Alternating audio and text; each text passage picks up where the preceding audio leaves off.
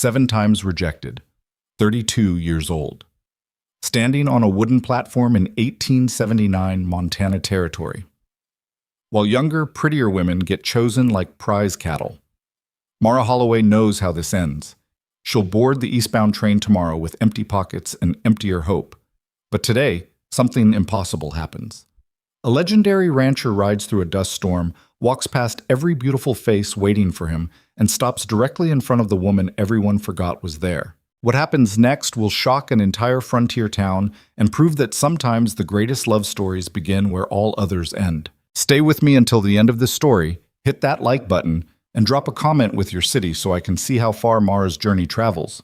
The platform smelled like sweat and desperation under the September sun. Mara Holloway stood at the far edge of the wooden deck, back pressed against a support post, watching the ritual unfold with the tired familiarity of someone who'd seen this production too many times.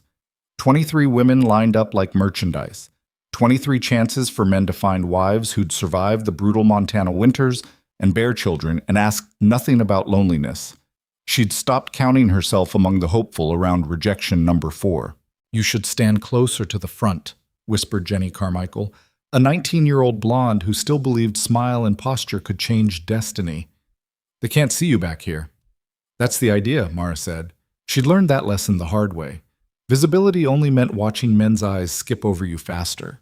Better to stay in the shadows and pretend you'd chosen invisibility instead of having it forced on you. The town square of Bitterroot Station buzzed with activity. Settlers, ranchers, merchants, and miners crowded around the platform where Reverend Marcus Tully directed the proceedings like a livestock auction disguised as Christian charity. Women stood in a rough line, clutching travel bags and wearing their best dresses, which for most meant the only dress without visible patches. Men circled, evaluating, comparing, making quiet calculations about which woman represented the best investment. Mara had watched this dance across 7 territories. Always the same performance. Always the same ending. "Ladies, please present yourselves with dignity," Reverend Tully announced, his voice carrying across the square. "Gentlemen, remember you're choosing helpmates, not ornaments. A good frontier wife needs strength, faith, and moral character. But mostly they need young faces and strong backs," Mara thought. "And I stopped qualifying years ago." At 32, she'd crossed some invisible threshold where frontier men stopped seeing possibility and started seeing burden. Too old to bear many children, too worn to inspire romantic notions, too quiet to charm, and too honest to pretend enthusiasm for men whose desperation matched her own. The first selections happened quickly. A wheat farmer named Hoskins chose Jenny Carmichael before the girl finished curtsying. A mining foreman claimed Sarah Webb, who cried with relief. One by one, women stepped forward, shook hands with strangers, and walked toward futures they could only hope wouldn't kill them. Mara stayed where she was. "You're not even trying," hissed Margaret Stokes, a sharp-featured woman of 40 who'd been making the circuit even longer than Mara. "At least pretend you care." "Why? We both know how this ends." "Maybe not this time. I heard there's a big rancher coming, rich, respected. He could choose anybody." "Then he won't choose me." But Mara felt something tighten in her chest anyway. Hope was dangerous. Hope got you standing in front of crowds that looked through you. Hope convinced you that maybe this town, this gathering, this particular group of desperate men might see something in you worth claiming. She'd stopped hoping around rejection number 6. By 3 o'clock, 18 women had been claimed. 5 remained on the platform, and the crowd had started dispersing. Men without wives drifted toward the saloon. Women with new husbands climbed into wagons. The entertainment was over. Reverend Tully approached the remaining women with pastoral sympathy that made Mara's teeth ache. "Now, don't lose faith, ladies. Sometimes it takes a few gatherings before the right match appears. There's a bride platform in Silver Creek next month, and I hear Helena is—" "We know," Margaret said flatly. "Silver Creek, then Helena, then Missoula, if we're still standing. Same circuit, different rejection." Tully's face flushed. "The Lord provides for those who—" "The Lord provides good knees for begging," interrupted Clara Vance, a widow of 28 with scarred hands and a bitter mouth. "That's about it." Mara picked up her travel bag. Everything she owned fit inside a canvas sack that weighed less than 15 pounds, and turned toward the platform steps. No point prolonging the humiliation. She'd find work in town for a few weeks, save enough for train fare, and try a different territory. Wyoming, maybe. Or give up entirely and find a boarding house that needed cleaning staff. She'd reached the bottom step when thunder rolled across the square. Not weather. Hooves. Mara turned with the others as a rider materialized from the dust cloud at the end of Main Street. The horse was a massive roan that moved like controlled violence.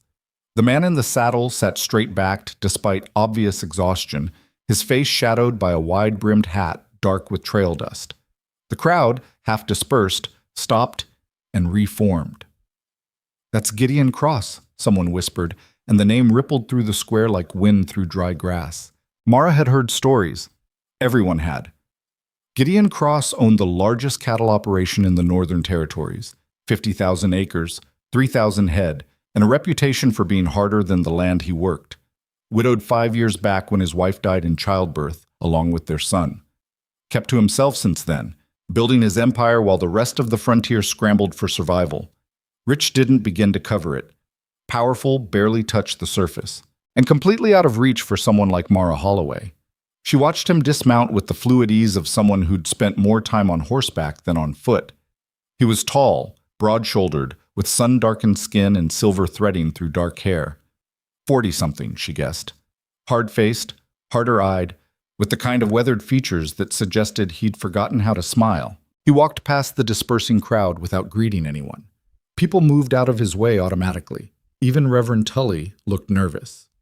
"Mr. Cross," the Reverend said, hurrying forward. "We weren't expecting, that is, we heard you might attend, but the selections are nearly—" "I'm here now," Cross said. His voice was rough, deep, like stones grinding together. "Which women are still available?" "Well, there are 5 left, but I should mention that is, they're perhaps not the first choices most men would—" "I asked which women are available, not for your commentary." Tully flushed again, but gestured toward the platform where Margaret, Clara, and the others still stood. Mara, halfway down the steps with her bag in hand, froze. She wasn't on the platform anymore. Technically, she'd removed herself from consideration. Cross's gaze swept across the remaining women with the same assessing look she'd seen from dozens of men. Clinical, measuring, calculating value like livestock. Then his eyes reached Mara, and stopped. She felt the weight of his attention like a physical thing, not the quick dismissal she was used to, not the polite disinterest or barely hidden contempt. He looked at her the way someone examined a complicated problem, studying, analyzing, considering. Heat flooded her face. She looked away first, staring at the dirt street, willing him to move on. She'd already left the platform. She'd already given up. She didn't need another rejection from a man who could afford to be picky. "You," Cross said. Mara's head snapped up. He was looking directly at her, pointing at her. "Me?" Her voice came out rougher than intended. "What's your name?" "Mara Holloway." "How old are you?" The question was blunt enough to draw gasps from the watching crowd. You didn't ask women their age, especially women past their prime. It was deliberately insulting. Mara lifted her chin. If he was going to humiliate her publicly, she'd at least make him work for it. 32. More gasps. Someone in the crowd laughed, not kindly. Cross nodded slowly, as if she'd confirmed something he'd suspected. "You married before?" "No." "Why not?" "Nobody asked." "I find that unlikely." "Then you're the first man in 7 territories to think so." The words came out sharper than smart, but Mara was done with politeness.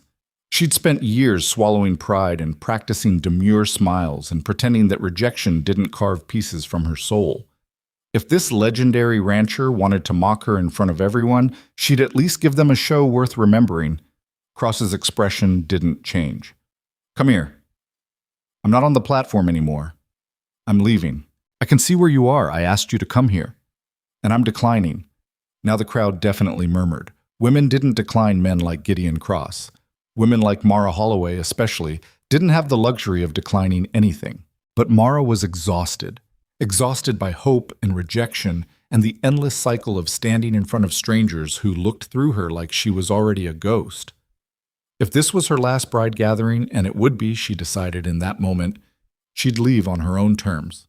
She turned toward the street. "Wait." Something in his voice made her stop despite herself.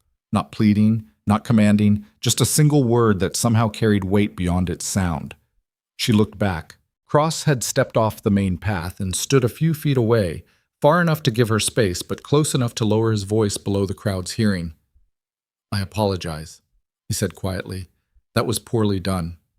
I'm not good at this." "At what? Humiliating desperate women? You seemed competent."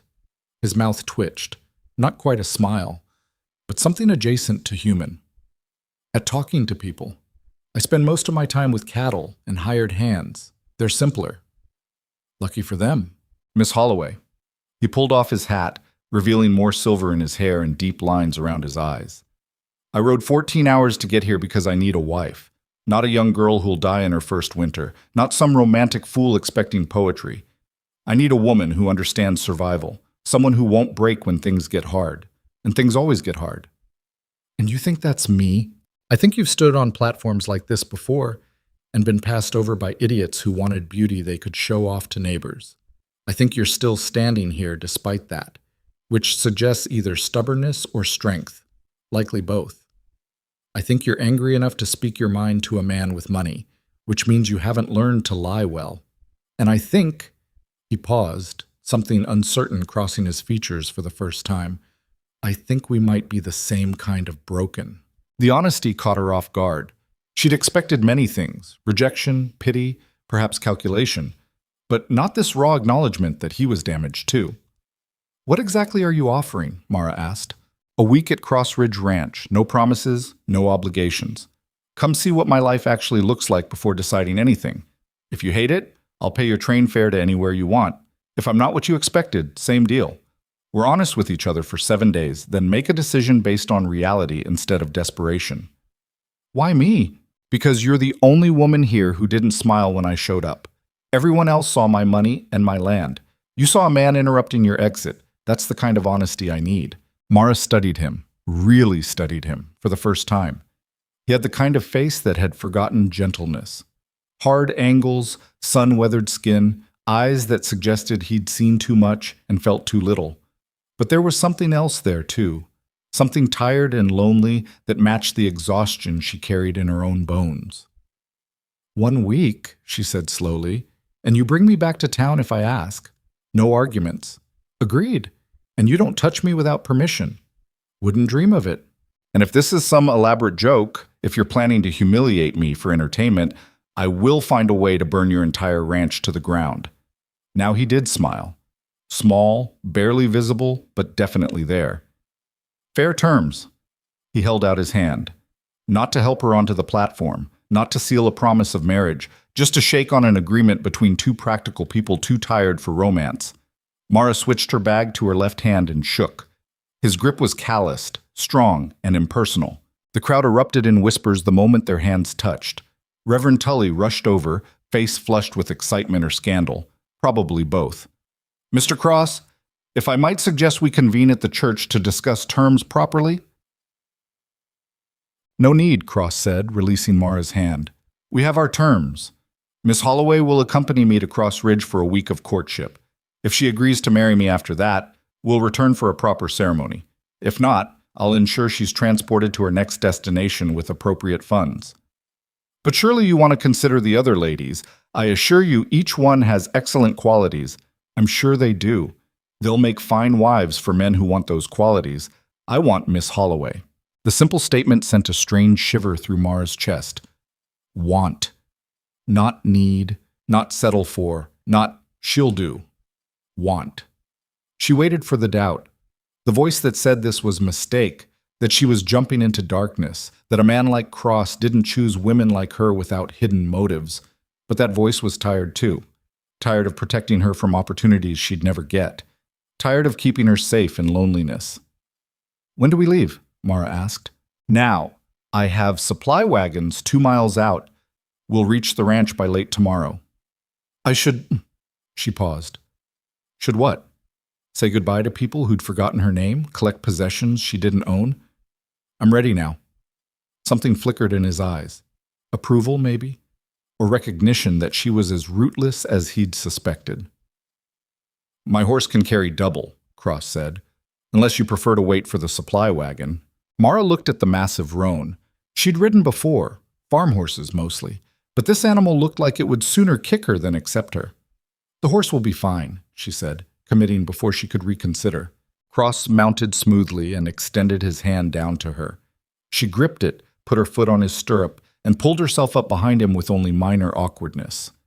The horse shifted but didn't protest. She settled onto the animal's back, acutely aware of how close she sat to Cross, how she'd need to hold on to something to keep from falling. "Put your arms around my waist," he said, voice low. Briar moves fast and doesn't tolerate passengers falling off. She hesitated for a fraction of a second. They'd just agreed on boundaries, and here she was pressed against a stranger's back, but practicality won. She wrapped her arms around his waist, solid, steady, real. He touched his heels to Briar's flanks, and the horse moved. Behind them, the crowd erupted into full chaos. Mara caught fragments of shocked conversation. Chose the oldest one. Must be desperate. His poor late wife was so beautiful. That Holloway woman, wasn't she rejected in Silver Creek too?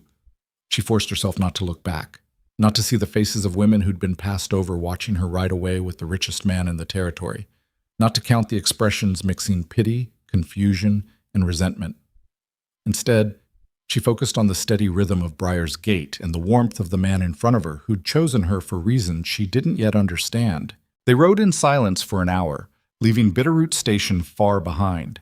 The landscape opened up, rolling grassland broken by rocky outcroppings, cottonwoods following a creek line, mountains rising purple in the distance. Beautiful country, harsh country, the kind that killed soft people. Finally, Cross spoke without turning around. "You can ask." "Ask what?" "Whatever question you've been chewing on for the last hour. I can feel you thinking. Why did you really choose me?" He was quiet for a moment. The horse's hooves filled the silence, steady, rhythmic, purposeful. "My wife was 21 when we married," he said eventually. "Beautiful, sweet-natured, exactly the kind of woman every man wanted. I thought I'd won something." His voice flattened. "She hated the ranch, hated the isolation, hated that I worked 18-hour days and came to bed smelling like livestock. She tried hard, but she was miserable every day of our marriage. When she got pregnant, she thought maybe that would fix things, give her purpose." Another pause. "She died screaming my name, begging me to save her, and I couldn't do a thing except watch. Mara's grip around his waist tightened instinctively. "I'm not looking for another beautiful young woman to destroy," Cross continued. "I'm looking for someone who knows what hard looks like. Someone who's survived worse than a lonely ranch. Someone who won't wake up 5 years from now and realize she made a terrible mistake because she was too young to understand what she was choosing. You think I won't regret choosing you? I think you've had enough time to learn what regret actually costs. Makes you less likely to blame me when reality doesn't match fantasy." It was possibly the most honest, least romantic proposal reasoning Mara had ever heard.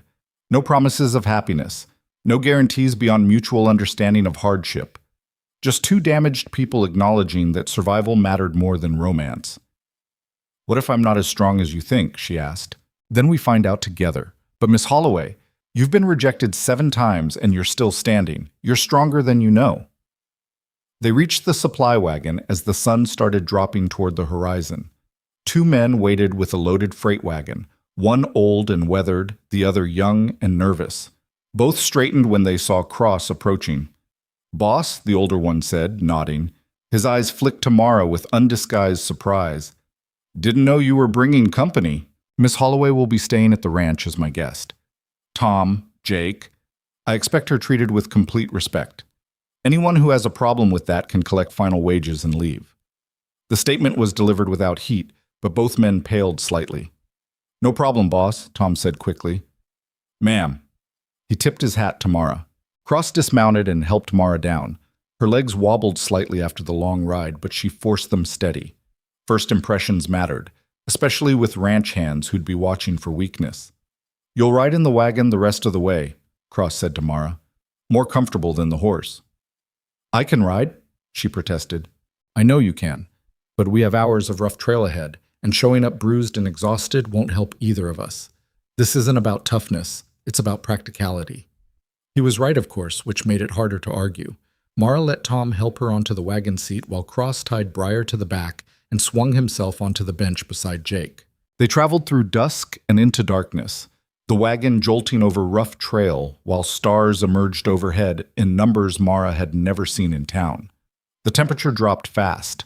Tom offered her a blanket without comment, and she wrapped it around her shoulders gratefully. "How far to the ranch?" she asked during a brief rest stop. "Another 6 hours," Tom said. "We'll arrive around dawn if the weather holds. 6 more hours of darkness and cold and uncertainty. 6 hours to reconsider this insane decision to ride away with a stranger to a place she'd never seen. Mara pulled the blanket tighter and settled in for the duration. She must have dozed eventually because she woke to someone shaking her shoulder gently. "Miss Holloway, we're here." Mara blinked awake, disoriented. Gray light filled the sky, that pre-dawn moment when the world was more suggestion than substance. She sat up, muscles protesting, and looked around. The wagon had stopped in front of a large ranch house that rose from the prairie like it had grown there. 2 stories, solid wood construction, windows dark. Behind it stretched buildings, bunkhouse, barn, corrals, storage sheds, all laid out with military precision. Further out, she could see grassland rolling toward distant mountains, and somewhere beyond sight, she heard cattle lowing. This wasn't a ranch. This was an empire. And Gideon Cross expected her to manage it. "Welcome to Cross Ridge," Cross said, appearing beside the wagon. He looked exhausted. They'd been traveling for nearly 24 hours, but his voice stayed steady. "Let me show you inside. You can rest, and we'll talk terms when you've slept." He helped her down from the wagon, and Mara's legs nearly gave out. She grabbed his arm instinctively, and he steadied her without comment. "I can walk," she said, though her legs suggested otherwise. "Nobody said you couldn't, but there's no shame in being tired after the day we've had." He guided her toward the house. Up close, she could see it was well built, but worn. Not shabby, exactly, but like everything had been maintained for function rather than appearance. The porch boards creaked under their weight. Inside the house was dark and cold. Cross lit a lamp, revealing a large main room with a stone fireplace, heavy furniture, and very little decoration. Practical. Masculine. Lonely. "Guest room is upstairs," he said, leading her up a staircase that groaned. "I had Tom stock basic supplies last week. Should have everything you need." The guest room was small but clean, bed, dresser, washstand, window overlooking the ranch. Simple white curtains, no personal touches. "Sleep as long as you need," Cross said from the doorway. "I'll be up by noon to handle work. We can talk after that." "Mr. Cross?" "Gideon," he interrupted. "If you're staying, even for a week, we're past formalities." "Gideon." The name felt strange in her mouth. Too familiar, too intimate. "Why didn't you tell me how big this place is?" He leaned against the doorframe, suddenly looking every one of his 43 years. "Would it have changed your answer?" "It might have made me reconsider. This isn't a ranch. It's massive. You don't need a wife. You need a team of managers." "I have managers. I need someone who will make this place feel less like a military compound and more like a home. Someone who will handle the house staff, manage supplies, deal with the social obligations I hate, and occasionally remind me that life exists beyond cattle counts and weather reports." "That's not a wife. That's a business partner." "Yes," he said simply. "That's exactly what I'm looking for. Romance is for people who can afford it. We need something more useful." Mara stared at him, trying to decide if his honesty was refreshing or terrifying. "Sleep on it," Gideon said. "See the place in daylight. Meet the people who work here. Then decide if this is something you can live with.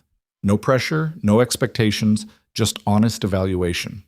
He closed the door quietly behind him, leaving Mara alone in the small room with dawn light creeping through the curtains. She sat on the bed, solid, comfortable, better than anything she'd slept on in years, and tried to process the last 24 hours.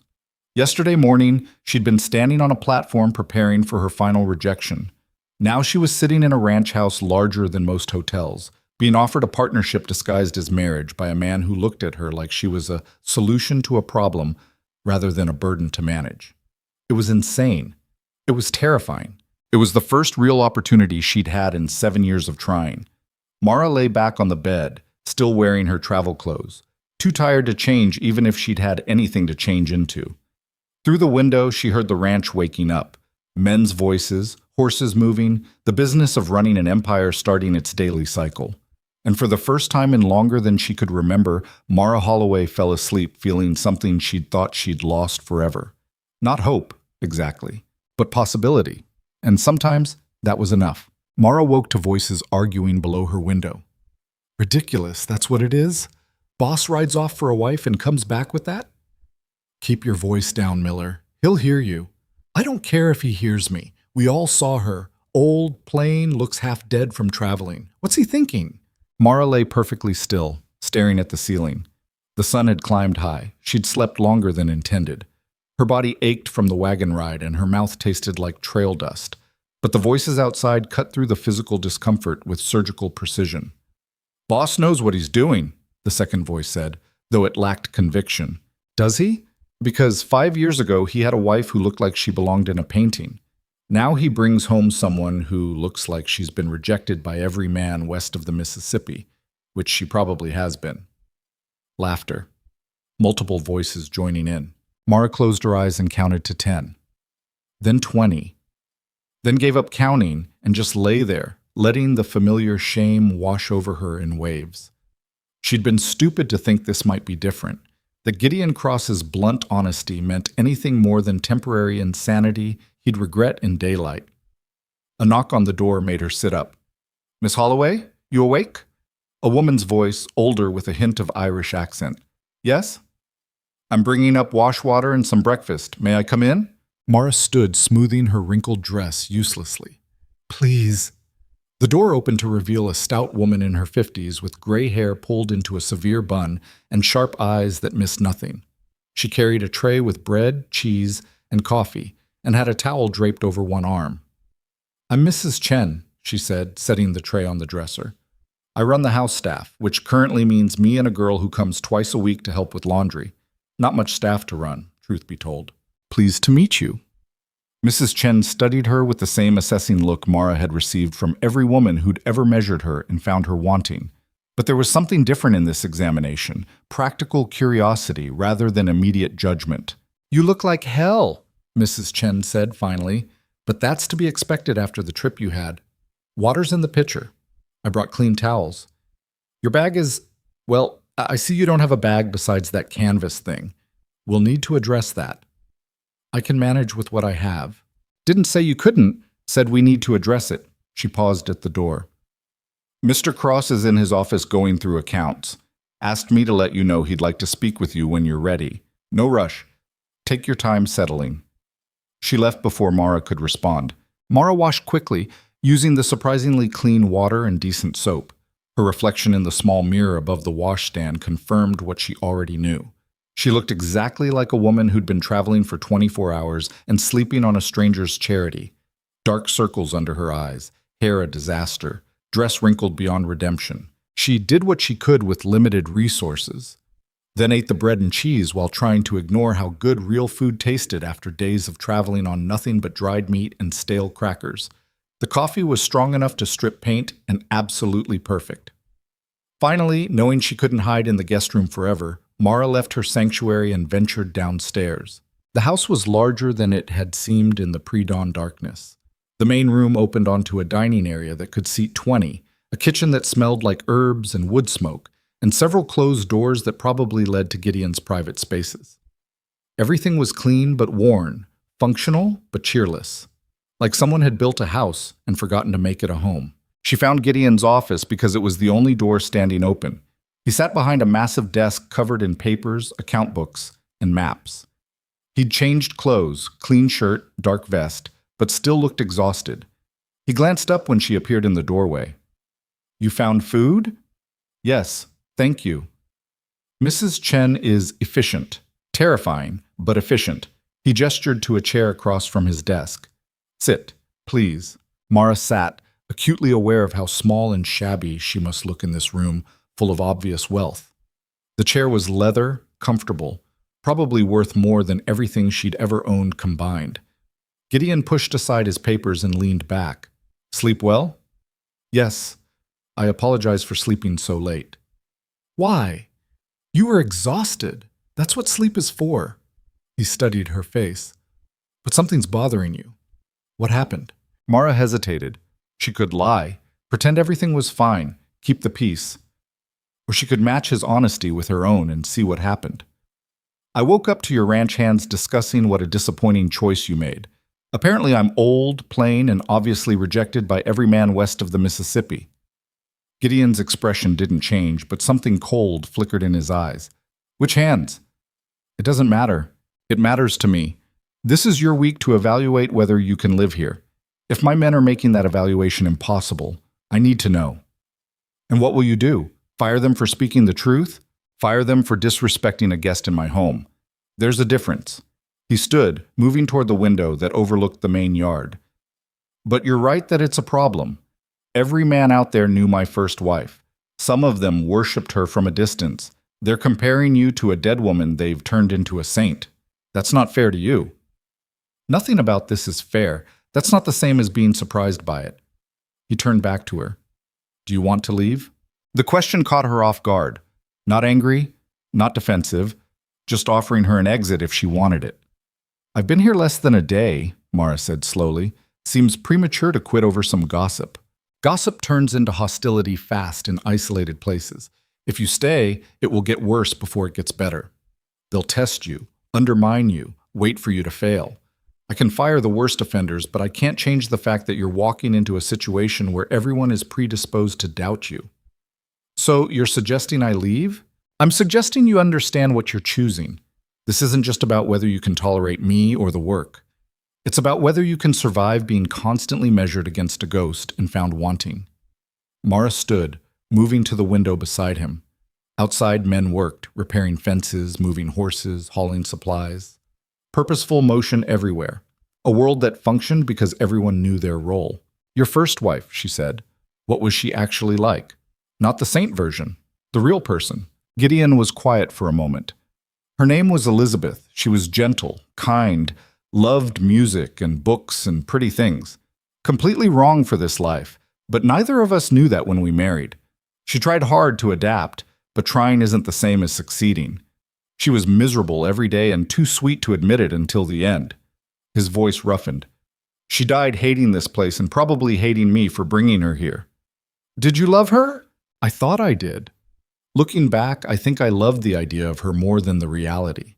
Young, beautiful, refined, everything my rough life wasn't. I wanted to believe I could have softness in all this hardness. He glanced at Mara. I was wrong. Softness doesn't survive here. It either hardens or it breaks. And you think I'm hard enough? I think you've already been broken and put yourself back together. That's different than never breaking at all. It was possibly the most honest assessment anyone had ever given her. Not flattery, not pity, just recognition that survival left scars. Show me the ranch, Mara said abruptly. The real version, not the guest tour. I want to see what I'd actually be managing if I stayed. Something like approval crossed his face. Get your shawl. It's cold, and we'll be outside for hours. They started in the kitchen, where Mrs. Chen was kneading bread with violent efficiency. Mrs. Chen, this is Miss Holloway. She's evaluating whether to accept my proposal, which means she needs to understand how this household actually functions. Mrs. Chen wiped flour-covered hands on her apron and fixed Mara with that sharp stare. You want the truth or the polite version? Truth, Mara said. Good answer. Truth is, this house needs a woman's hand. I'm a decent cook and I keep things clean, but I'm not a housekeeper. I don't know how to manage social obligations or coordinate supplies or handle the dozen things a proper ranch wife should manage. Mr. Cross has been running everything himself, which means things that should be done aren't, and things that need attention get ignored until they're crises. What kind of things? Clothing orders for the men, medical supplies, coordination with neighboring ranches for shared resources, social events, and yes, we have those, though Mr. Cross avoids them like plague, correspondence with suppliers, managing household accounts, training kitchen help, planning meals for 30 people during busy seasons. She gestured around the kitchen. This room should have 3 people working it during harvest. It has me and whatever help I can steal from ranch hands who'd rather be anywhere else. Mara looked around the kitchen, Large, well-equipped, but showing signs of a single person stretched too thin. Dishes stacked haphazardly, supplies stored inefficiently, no organizational system visible.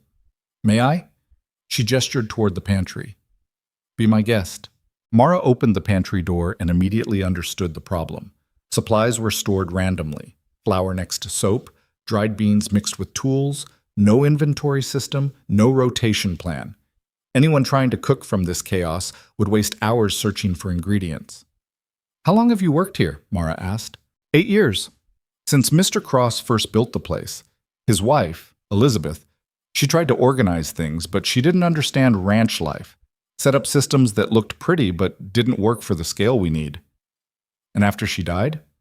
I did my best, but I'm a cook, not a manager. I keep people fed. Everything else is improvised. Mara turned to Gideon. If I stayed, would I have authority to reorganize the household systems? That would be the point of you being here, even if it means changing how things have been done for years. Especially then. What we're doing now isn't working. I need someone who can fix it, not maintain dysfunction. Mara looked back at the chaotic pantry, her mind already cataloging what would need to change. Organization by category, inventory tracking, rotation system for perishables, clear labeling. It would take weeks to implement properly, but it was fixable. "Show me the rest," she said. They spent the afternoon touring Cross Ridge.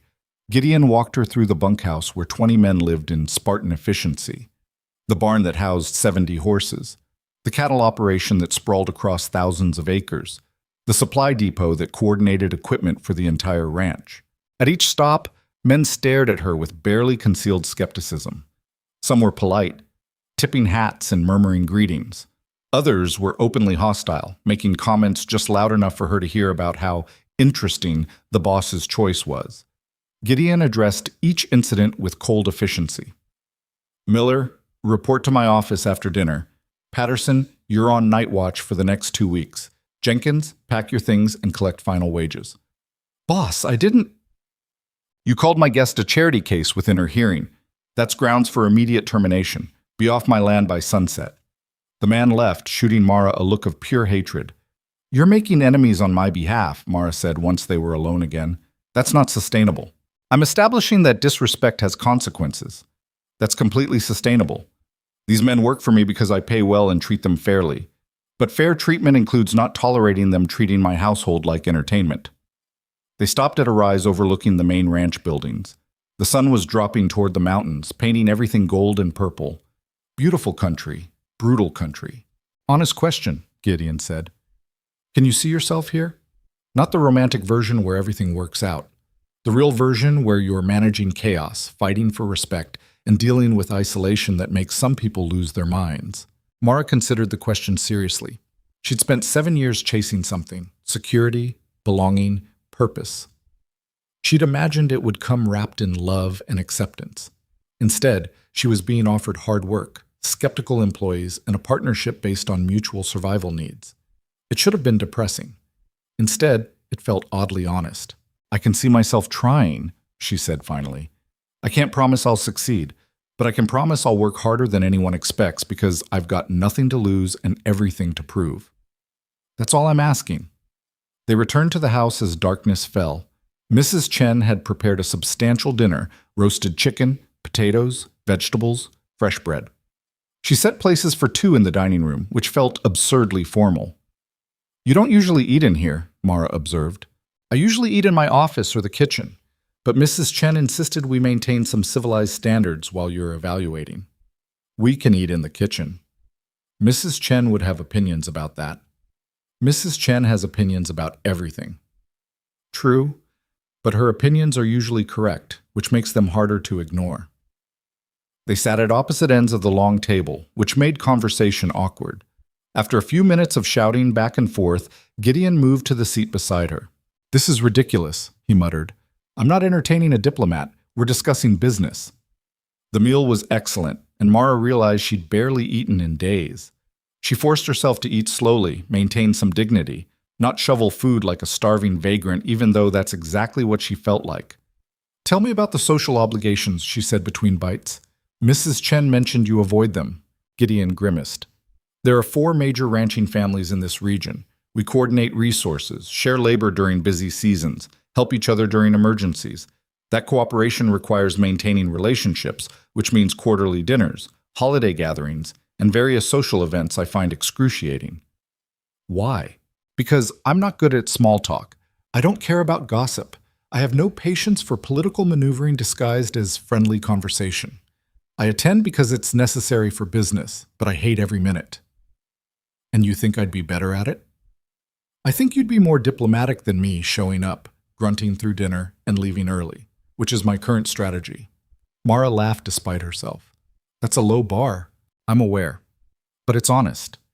I need someone who can navigate social situations without making enemies. Someone who can remember names and family connections, and who's feuding with whom. Someone who can make this ranch seem less like a fortress and more like a legitimate part of the community. That's asking a lot from someone you met yesterday. It is, which is why I'm offering a week for you to decide if it's too much. They finished dinner in more comfortable silence. Mrs. Chen cleared plates with efficient movements and brought coffee so strong it could wake the dead. One more thing, Gideon said, wrapping both hands around his cup. Tomorrow is Sunday. The nearest church is in Bitterroot Station, 2 hours by wagon. Most of the ranch families attend. If you want to go, I'll take you. Do you usually attend? No. I stopped after Elizabeth died. Too many people offering sympathy that felt like judgment. But if you want to go, we should. Let people see us together. Start managing the gossip before it gets out of control. Mara considered. Going to church meant facing the town that had witnessed her rejection. It meant standing beside Gideon while people whispered and compared her to his dead wife. It meant beginning the public performance of being his potential future wife. It also meant showing those ranch hands who'd mocked her that she wasn't hiding. We'll go, she said. Something flickered in his expression, respect maybe, or recognition of someone choosing the hard path deliberately. Early start then. Wagon leaves at 7. That night, Mara lay in bed listening to the ranch settle into darkness. Footsteps. Voices. The creak of a house that had seen too much loneliness. Somewhere below, she heard Gideon moving around his office, probably working late because sleep evaded him. She understood that impulse. Sleep meant vulnerability. Exhaustion meant you stopped controlling thoughts that wandered into dangerous territory. She must have drifted off eventually because the next thing she knew, someone was knocking on her door and pale light was seeping through the curtains. Miss Holloway, wagon leaves in 30 minutes. Mara dressed in the same wrinkled dress, her only option, and braided her hair into submission. She looked exactly like what she was. A woman with limited resources trying to present herself respectably. It would have to be enough. Downstairs, Mrs. Chen had prepared a quick breakfast. Gideon was already dressed in dark clothes that made him look like he was attending a funeral rather than a church service. Ready? He asked. No, but I'm coming anyway. They took a smaller wagon than the freight one from yesterday. The morning was cold, the sky threatening rain. Mara wrapped herself in the blanket Mrs. Chen provided and tried not to think about what waited in Bitterroot Station. You don't have to do this, Gideon said about halfway through the journey. We could turn back. No one would blame you. They'd absolutely blame me. And besides, I'm not giving them the satisfaction of thinking I'm afraid. Are you afraid? Terrified. But that's not the same as letting fear make decisions. He made a sound that might have been approval or understanding or both. They arrived as the church bell was ringing. Gideon helped her down from the wagon, and Mara straightened her spine, lifted her chin, and walked toward the building like she had every right to be there. The reaction was immediate. Conversation stopped mid-sentence. Heads turned. People stared with the kind of open curiosity usually reserved for circus attractions. Mara felt every eye on her as they climbed the steps. Felt every whispered comment cut through the morning air. Felt the weight of judgment from people who'd already decided she wasn't good enough for their legendary neighbor. Gideon's hand appeared at her elbow, not controlling, just steadying. Breathe, he murmured. They'll get bored eventually. When? Probably never. But we can pretend. They found seats in a pew near the back. Around them, the church filled with families, couples, children. Normal people living normal lives. Mara felt wildly out of place. The wrong woman in the wrong dress sitting beside a man she barely knew while everyone watched and judged. Reverend Tully began the service, and Mara tried to focus on the words, tried to ignore the stares, tried to forget that 3 days ago she'd been standing on a platform preparing to give up entirely. Halfway through, a woman slid into the pew in front of them and turned to face Mara with a smile so cold it could freeze water. "How wonderful to see you, Miss Holloway. We weren't sure you'd show your face after such a surprising selection." The woman was beautiful in the way Elizabeth must have been. Blonde, refined, expensively dressed. The kind of woman who belonged beside men like Gideon Cross. "Margaret," Gideon said flatly. "Turn around." "I'm just being friendly, Gideon, welcoming your new companion to our community." "You're being nosy. Mind your own business." "Your business became everyone's business when you chose that woman over you." Gideon's voice dropped to a dangerous quiet. "Is that what this is about? You're upset I didn't choose you from the platform?" Margaret's face flushed. "I'm simply concerned for your welfare. Everyone is. Choosing someone so unsuitable. After Elizabeth." "Don't." Gideon's voice cut like a knife. "Don't invoke my dead wife to justify your petty jealousy. Elizabeth would have treated Miss Holloway with kindness, which is more than you're managing." Margaret's eyes went hard and bright. She turned back to the front without another word, but her shoulders were rigid with anger. Mara sat very still, trying to process what had just happened. Gideon had defended her, publicly, against a beautiful woman who clearly thought she should have been chosen instead. "Sorry," he muttered. "Margaret has always been hoping you'd notice her?" "Something like that. I never gave her reason to think I would, but grief makes people assume things." The service continued, but Mara barely heard it. She was too aware of the hostile attention from Margaret, the curious stares from others, the sense that she was performing in a play where everyone knew the script except her. When it finally ended, people filed out slowly, stopping to chat and socialize. Gideon tried to move quickly toward the exit, but they were intercepted by a tall man with a friendly face and calculating eyes. "Cross, haven't seen you at service in months, and this must be your new companion, James Hartford, ma'am. I own the ranch bordering Gideon's eastern property." Mara shook his offered hand. "Mara Holloway." "Pleasure. My wife Sarah would love to meet you. Sarah." He waved over a pleasant-looking woman with graying hair. "Come meet Cross's bride-to-be." "We're not," Mara started. "We're courting," Gideon said smoothly.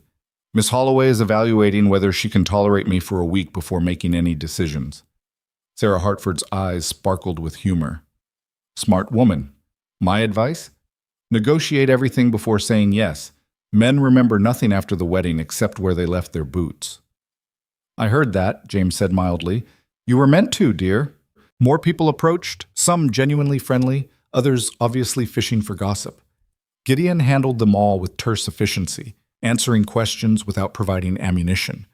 Mara stayed quiet mostly, observing how these social dynamics worked. She noticed patterns quickly. The ranching families treated Gideon with respect bordering on deference. The merchants were friendly but careful. The townspeople were curious, and the unmarried women were hostile. After 20 minutes of social performance, Gideon finally extracted them. "That was exhausting," he said once they were back in the wagon. "You did well." "I hated every second." "That was obvious, but you stayed polite." "Only because you were there. Alone, I would have left after 5 minutes." They rode in silence for a while, the wagon rocking over uneven ground. Rain started falling, light at first, then heavier. "Question," Mara said. "That woman, Margaret, she expected you to choose her?" "Margaret expects every wealthy man to choose her. She's been on the bride circuit for 3 years now, progressively getting more bitter each time she's passed over. Not because she wants a husband, she wants status. And you're the biggest status prize in the territory." "Something like that. If I'd chosen her, she would have been miserable within a month. She has no interest in ranch life. She wants town society and dinner parties and being envied. But she's beautiful." "So?"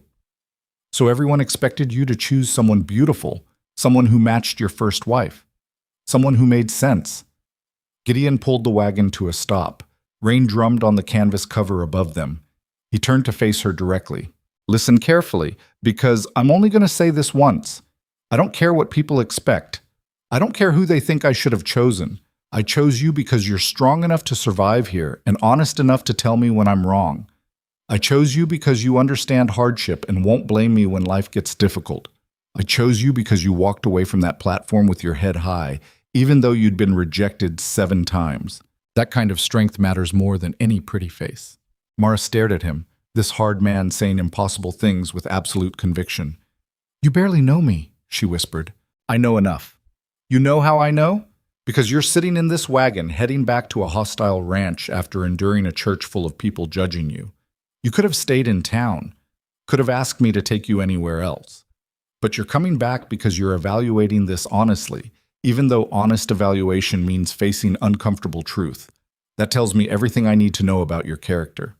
He turned back to the reins and started the wagon moving again. Mara sat in silence, rain falling around them, trying to understand this man who saw strength where others saw failure, who valued honesty over beauty, who offered partnership instead of romance and seemed to think that was a fair trade.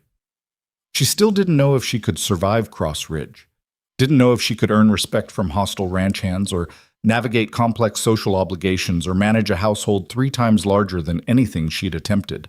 But she was starting to believe that maybe, just maybe, Gideon Cross had chosen her for real reasons. Not pity, not desperation, but because he'd looked at her and seen someone capable of standing beside him in this brutal life. It was the strangest, most unlikely foundation for a marriage she could imagine.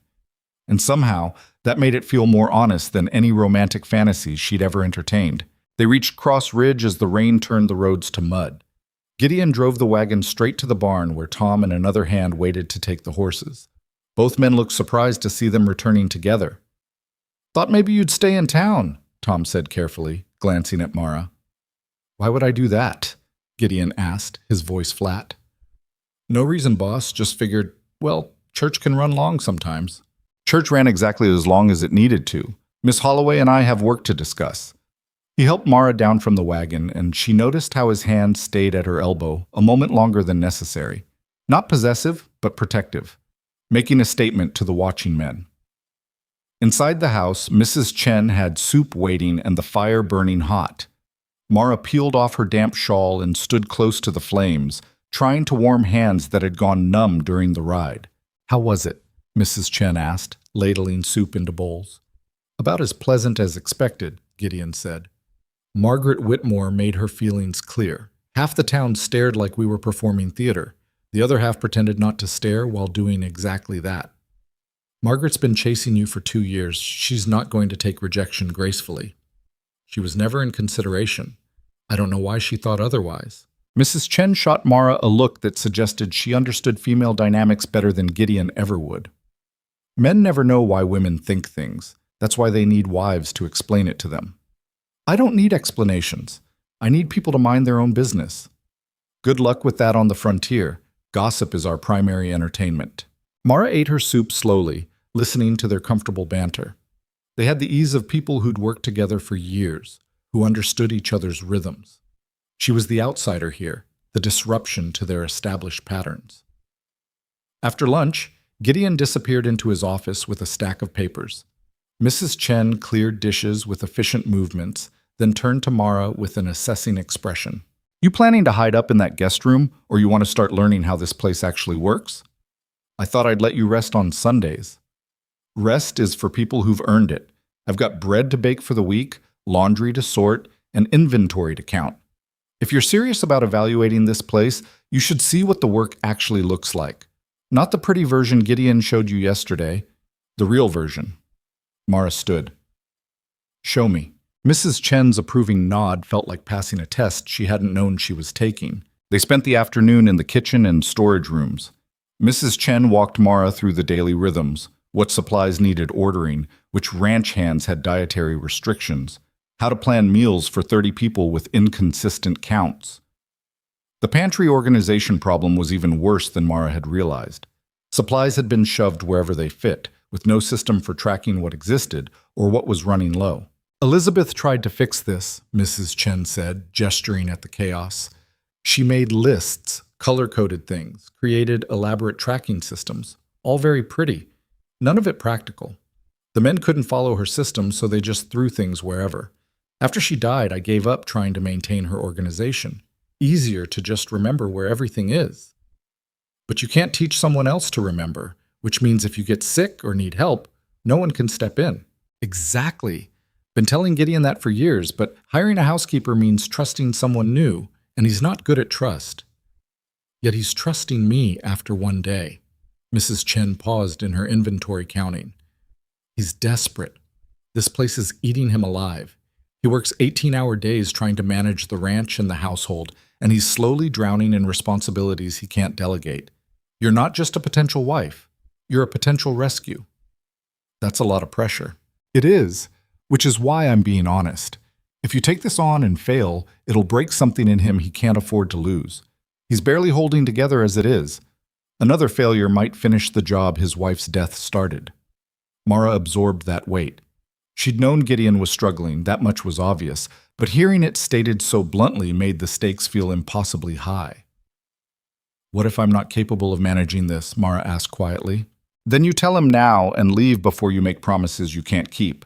That's kinder than trying and failing publicly. Mrs. Chen met her eyes directly. But between you and me, I don't think you're the type who fails. I think you're the type who works until your hands bleed because quitting feels worse than exhaustion. I've seen women like you before. The frontier either kills you or makes you stronger than iron, and you're still standing. Barely. Barely is enough. You don't need to be perfect. You just need to be stubborn. They worked until dark, organizing supplies and creating rough inventory lists. Mara's hands cramped from writing, and her back ached from lifting boxes, but she kept moving. Each completed task felt like a small victory against the chaos. That evening, Gideon emerged from his office looking haggard. He found Mara and Mrs. Chen in the kitchen, surrounded by papers covered in inventory notes. "What's all this?" "Initial organization plan," Mara said, not looking up from her current list. Mrs. Chen walked me through current systems, or lack thereof, and we're developing something more functional. He picked up one of the papers, studying the notes. This is detailed. It needs to be. Your supply situation is a disaster. No offense. None taken. I know it's a disaster. That's why I need help. He set the paper down carefully. You're working on solutions already. Does that mean you're leaning toward staying? Mara finally looked up at him. He stood in the doorway, backlit by lamplight, looking simultaneously powerful and vulnerable. A man who commanded thousands of acres but couldn't manage his own kitchen. It means I'm evaluating honestly. If I stay, these problems need fixing.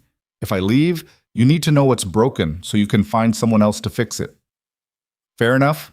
He left them to their work, and they continued until Mrs. Chen finally called a halt around 9 o'clock. Go to bed, she ordered Mara. Tomorrow starts early, and if you're planning to survive this week, you need sleep. Mara climbed the stairs to her small room, exhaustion pulling at every muscle. She'd been at Cross Ridge for barely 48 hours, but it felt like weeks. So much information to absorb, so many people to navigate, so many systems that needed fixing. She fell asleep still wearing her dress, too tired to change. The next 3 days blurred together in a haze of work and learning.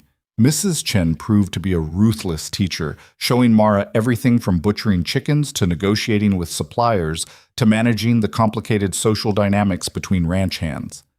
Mara absorbed it all, taking mental notes and asking questions until Mrs. Chen started answering before she finished asking. You're a quick study, the older woman admitted on the third day. Faster than Elizabeth ever was. Elizabeth wasn't raised for this life. I've been scrambling to survive since I was 16. Quick learning was never optional. Gideon appeared periodically, checking on her progress, but mostly staying out of the way. He was busy with ranch business, cattle counts, fence repairs, coordinating with neighboring properties. Mara caught glimpses of him through windows, working alongside his men, moving with the kind of efficiency that came from decades of practice. On the fourth evening, he found her in the office reviewing account books Mrs. Chen had given her. You're reading financial records? Trying to understand the full scope. Food costs, supply expenses, payroll. If I'm going to manage household accounts, I need to understand how much money exists and where it goes. Gideon sat in the chair across from her. Most women would find that boring. Most women weren't raised by a father who gambled away 3 farms. I learned early that understanding money meant survival. Your father lost 3 farms? 4, actually. The last one killed him. Literally. Had a heart attack when the bank came to collect. Left me at 16 with nothing but debt. She kept her eyes on the numbers. That's when I started learning that pretty dreams don't pay bills. Is that why you've been trying the bride circuit? Seemed like the most practical option. Marriage to a stable man meant security. Or that was the theory. Turns out most stable men want younger, prettier options. Their loss. Mara glanced up at him. He said it matter-of-factly, like stating an obvious truth rather than offering comfort. You keep saying things like that. Do you actually believe it, or are you just being kind? I don't do kind for its own sake. Kindness without honesty is just manipulation. He leaned back in his chair. I believe you're more capable than the women who got chosen before you. I believe you're smarter than most men give you credit for. And I believe that in 10 years, every man who rejected you will realize he made a mistake. That's a long time to wait for vindication. Most worthwhile things take time. They sat in comfortable silence while Mara finished reviewing the current page. The numbers told a story of enormous wealth managed with military precision. Gideon ran his empire efficiently, but the household accounts were noticeably chaotic compared to the ranch operations. Question, Mara said, closing the ledger. Why didn't you hire a professional housekeeper? Someone trained for this work? Tried that twice. First one lasted 3 months before the isolation drove her away. Second one lasted 6 weeks before deciding ranch life wasn't worth the pay. Both were competent, but they couldn't handle the reality of being this far from civilization. And you think I can? I think you've survived worse isolation. Loneliness doesn't surprise you the way it surprised them.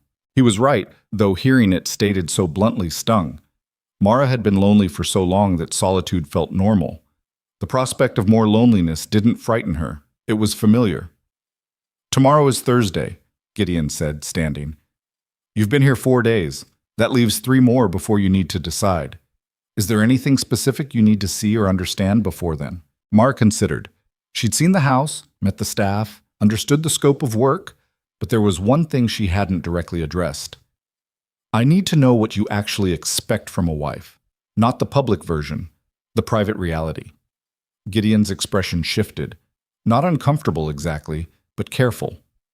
That's a reasonable question. Walk with me? They left the office and moved through the house to the back porch.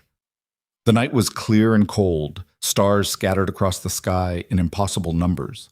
Somewhere in the distance, cattle called to each other in low, mournful sounds. I expect partnership, Gideon said finally. Someone who manages the household while I manage the ranch. Someone who can handle social obligations I'm terrible at. Someone who won't break under pressure when things get hard. And they will get hard. Winters here are brutal. Summers are exhausting. There will be disasters, losses, and moments where everything feels impossible. He paused. As for the personal side, I'm not expecting romance. I'm not expecting you to love me or pretend affection you don't feel. I'm expecting respect, honesty, and shared responsibility. What about children? If you want them, we can discuss it. If you don't, that's fine too. I'm not desperate for heirs. The ranch will go to someone eventually, whether that's my child or someone else. And physical intimacy? His jaw tightened slightly. That would be your decision. I won't force anything. If you need time or prefer separate arrangements permanently, I can accept that. I'm not looking for passion. I'm looking for stability. It was possibly the most unromantic proposal framework Mara had ever heard. No promises of love or happiness. No guarantees beyond mutual respect and hard work. Just 2 broken people acknowledging they might survive better together than apart. And if I can't do it? Mara asked. If I try and fail? Then we figure out what failure looks like and adjust. I'm not expecting perfection. I'm expecting honest effort. That's still a lot of pressure. It is. Which is why I'm giving you time to decide if it's pressure you want to carry. They stood in silence, watching the darkness beyond the porch. Mara tried to imagine years of this. Managing a household, navigating social obligations, surviving winters, standing beside this hard man through whatever disasters the frontier threw at them. It should have terrified her. Instead, it felt oddly possible. The next morning, Mara woke to shouting outside her window. She rushed to look out and saw Gideon in the yard below, facing off against 3 ranch hands. Even from a distance, she could see the tension in his posture. Don't care what you think about my personal choices, Gideon was saying. his voice carrying clearly. "You're paid to work cattle, not provide commentary on my household." "We're just saying it doesn't look right," one of the men argued. "Bringing in some woman nobody knows, giving her authority over—" "Over what? The kitchen? The house? Those aren't your domains? Those are household matters, which means they're none of your concern. It's all our concern when you're making decisions that affect the whole ranch. The only decision affecting you is whether you still have a job. Keep pushing this, and that question gets answered fast." Mara pulled back from the window, heart pounding. She'd known there would be resistance, but hearing it voiced so openly made it real. These men didn't want her here. They saw her as an interloper, a mistake, something Gideon would eventually regret.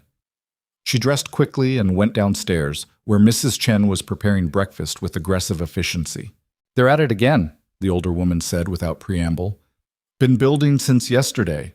Some of the hands think Gideon's lost his mind. They're not being subtle about it. What happens if they refuse to accept me? Gideon fires them and hires new men, but good ranch hands are hard to find this far north. Losing experienced workers could damage operations." Mrs. Chen cracked eggs with more force than necessary. "Not your fault, mind you, but that won't stop them from blaming you." Through the window, Mara watched the confrontation continue. Gideon stood his ground, unmoving, while the ranch hands argued. Finally, one of them threw up his hands in disgust and stalked toward the bunkhouse. The other two followed, leaving Gideon alone in the yard. He stood there for a long moment, shoulders tight with tension, before turning toward the house. When he entered the kitchen, his expression was carefully neutral, but Mara could see the strain around his eyes. "How much did you hear?" he asked. "Enough to know your men think you've made a mistake." "My men think a lot of things. Most of them wrong." He accepted coffee from Mrs. Chen and drank half of it in one swallow. "This isn't your problem to solve." "It's absolutely my problem. I'm the cause of it." "No, their inability to accept change is the cause. You're just the excuse they're using." "That's semantics. That's reality. These men have worked for me for years. Some of them think that gives them say in my personal decisions. It doesn't." He set down his cup.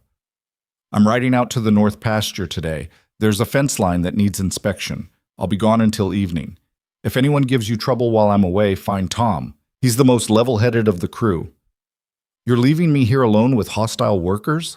You'll be in the house with Mrs. Chen. They're not going to storm the kitchen over hurt feelings." His expression softened slightly. "But if I'm wrong, if anyone makes you uncomfortable, you have my permission to use whatever force necessary. There's a rifle above the door and a shotgun in the pantry.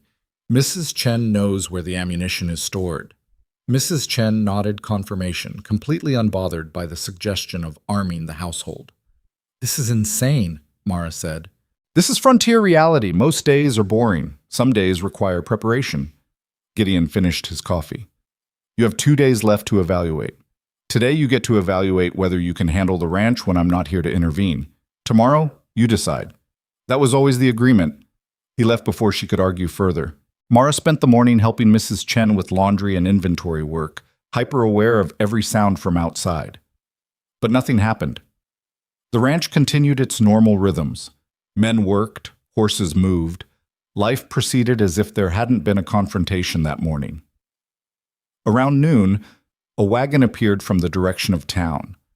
A woman climbed down, young, pretty, wearing expensive traveling clothes that looked wildly out of place in the ranch yard. Margaret Whitmore had come calling. Mrs. Chen saw her through the window and muttered something that sounded like a curse in Chinese. "Should I let her in?" Mara asked. "Not like you have a choice. Frontier hospitality means you offer tea even to people you'd rather shoot." Mrs. Chen started preparing a tray. "But I'll stay in the room. Margaret gets nasty when there's no witnesses." Mara opened the door before Margaret could knock. The younger woman's smile was sharp as broken glass. "Miss Holloway, how lovely to find you here. I thought perhaps you'd returned to town by now." "Why would I do that?" "Oh, no reason. Just that most women find Cross Ridge rather overwhelming. But perhaps you're made of sturdier material than you appear." Margaret swept past her into the house without waiting for invitation. "Is Gideon home?" "He's working the north pasture." "How unfortunate. I had hoped to speak with him personally, but perhaps you'll do." She settled onto the sofa like she owned it. "We should discuss the reality of your situation, woman to woman." Mrs. Chen appeared with tea and set it down hard enough to rattle cups. Margaret's smile tightened but held. "I'll be direct," Margaret said once Mrs. Chen had retreated to hover near the kitchen door. "You're not suitable for Gideon. Anyone can see that. You're too old, too plain, too obviously desperate. He chose you in a moment of grief-driven insanity, but he'll realize his mistake soon enough. When he does, it would be kinder to everyone if you left quietly instead of forcing an ugly public rejection." Mara poured tea with steady hands despite the fury building in her chest. "You rode 2 hours to tell me I'm not good enough? I rode 2 hours to save you from humiliation. Gideon needs someone who can represent this ranch properly, someone with social graces and connections, someone who looks the part of a frontier empire's wife.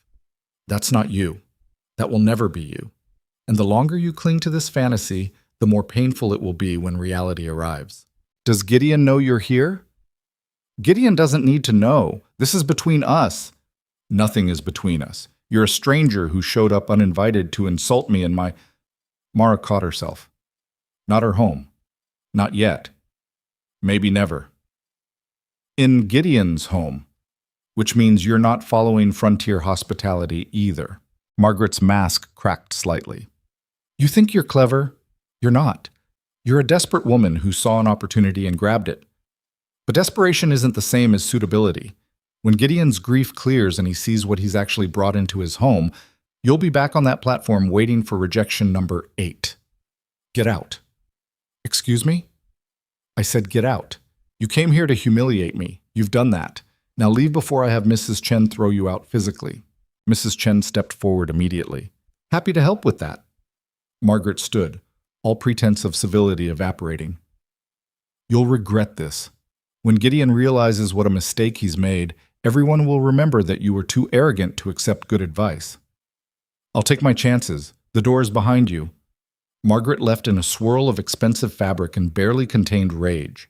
The wagon pulled away fast enough to scatter gravel. Mara stood frozen until the sound of hoofbeats faded completely. Then her legs gave out and she sank onto the sofa, shaking. Mrs. Chen appeared with whiskey. "Drink this." Mara drank. It burned going down and settled hot in her stomach. "Well handled," Mrs. Chen said approvingly. "Elizabeth would have cried and hidden upstairs. You threw her out. That takes spine." "I just made an enemy of someone with social power." "Margaret was already your enemy. At least now she knows you've got teeth." Mrs. Chen settled into a chair across from her. "Question is, are you ready for more of that? Because Margaret won't be the last. Every woman who wanted Gideon will see you as a threat. Every man who doubts him will use you as proof he's failing. You're going to face challenges from people who think they have the right to judge you. And if I can't handle it, then you leave. No shame in that. But if you stay, you'd better be prepared to fight for every inch of respect you earn. Because nobody's going to hand you anything here." Mara finished the whiskey and set the glass down carefully. Her hands had stopped shaking.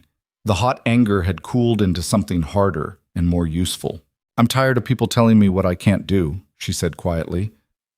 "I've spent 7 years listening to variations of 'you're not good enough.' I'm done accepting that as truth." "Good. Because Gideon needs someone who fights back. This ranch will eat you alive if you let it. Your choice is simple. Fight or flee." When Gideon returned that evening, Mara told him about Margaret's visit. He listened in silence, his expression darkening with each detail. "She came into my home and said that to you? She thinks she was being helpful. She was being cruel." He stood abruptly and walked to the window, staring out at the darkening ranch. "I should have anticipated this. Should have warned you that women like Margaret don't accept rejection gracefully. You can't protect me from everyone who disapproves. No, but I can make it clear that attacking you has consequences." He turned back to her. "Tomorrow is your last full day. You need to make a decision by Saturday morning. After what happened today, would you blame you for choosing to leave?" Mara had been thinking about nothing else all afternoon. She'd weighed the hostility against the opportunity, the certainty of more challenges against the possibility of building something real, the safety of leaving against the risk of staying. "I have questions first," she said. "Ask them. If I stay and we marry, what happens if I fail? If the ranch hands never accept me? If I can't manage the social obligations? If I'm not strong enough for this life? Then we adjust. Maybe you focus on areas where you're strongest and we hire help for the rest. Maybe we change expectations. Maybe we discover partnership looks different than we thought. He met her eyes directly. But I won't abandon you for failing at impossible tasks. That's not how partnership works. Even if everyone thinks you made a mistake, everyone already thinks I made a mistake. Their opinions stopped mattering when they decided judgment was more important than respect. Mara took a breath. One more question. If I say yes, if I agree to marry you, are you going to regret it when you're no longer desperate for help?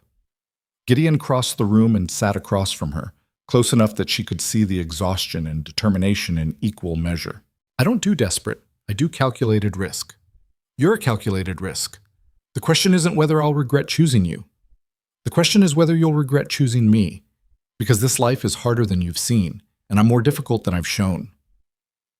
The version of me you're meeting this week is me on my best behavior. The real version is less patient, less forgiving, and significantly more consumed by work than any reasonable person should be. That's quite a warning. It's quite a gamble for both of us. They sat in silence while lamplight flickered and the house settled around them.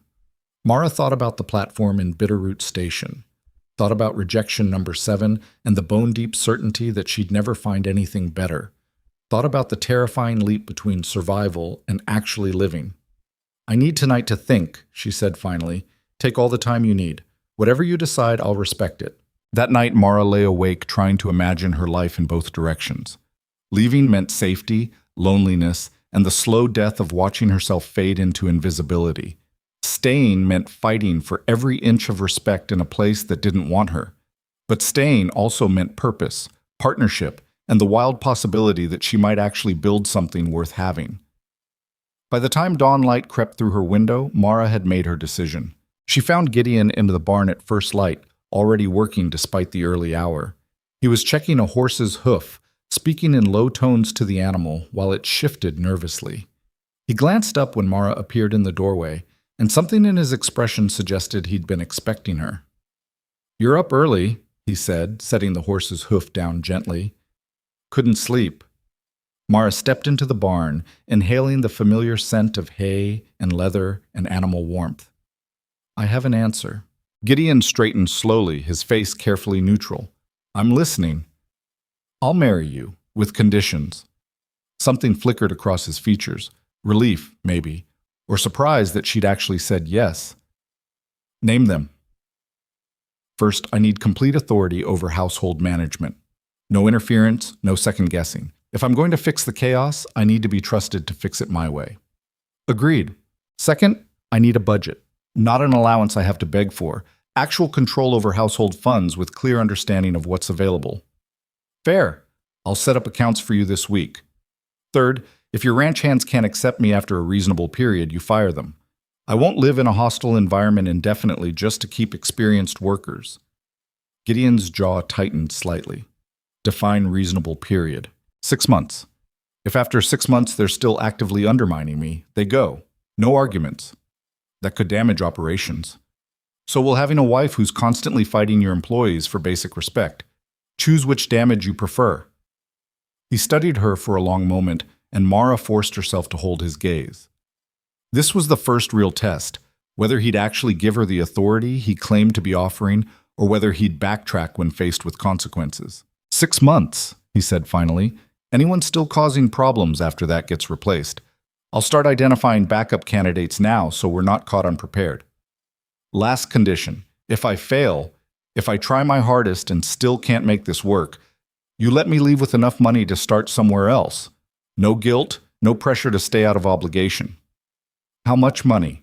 Enough for 6 months of basic living while I figure out next steps. Not charity. Payment for the work I'll have done trying.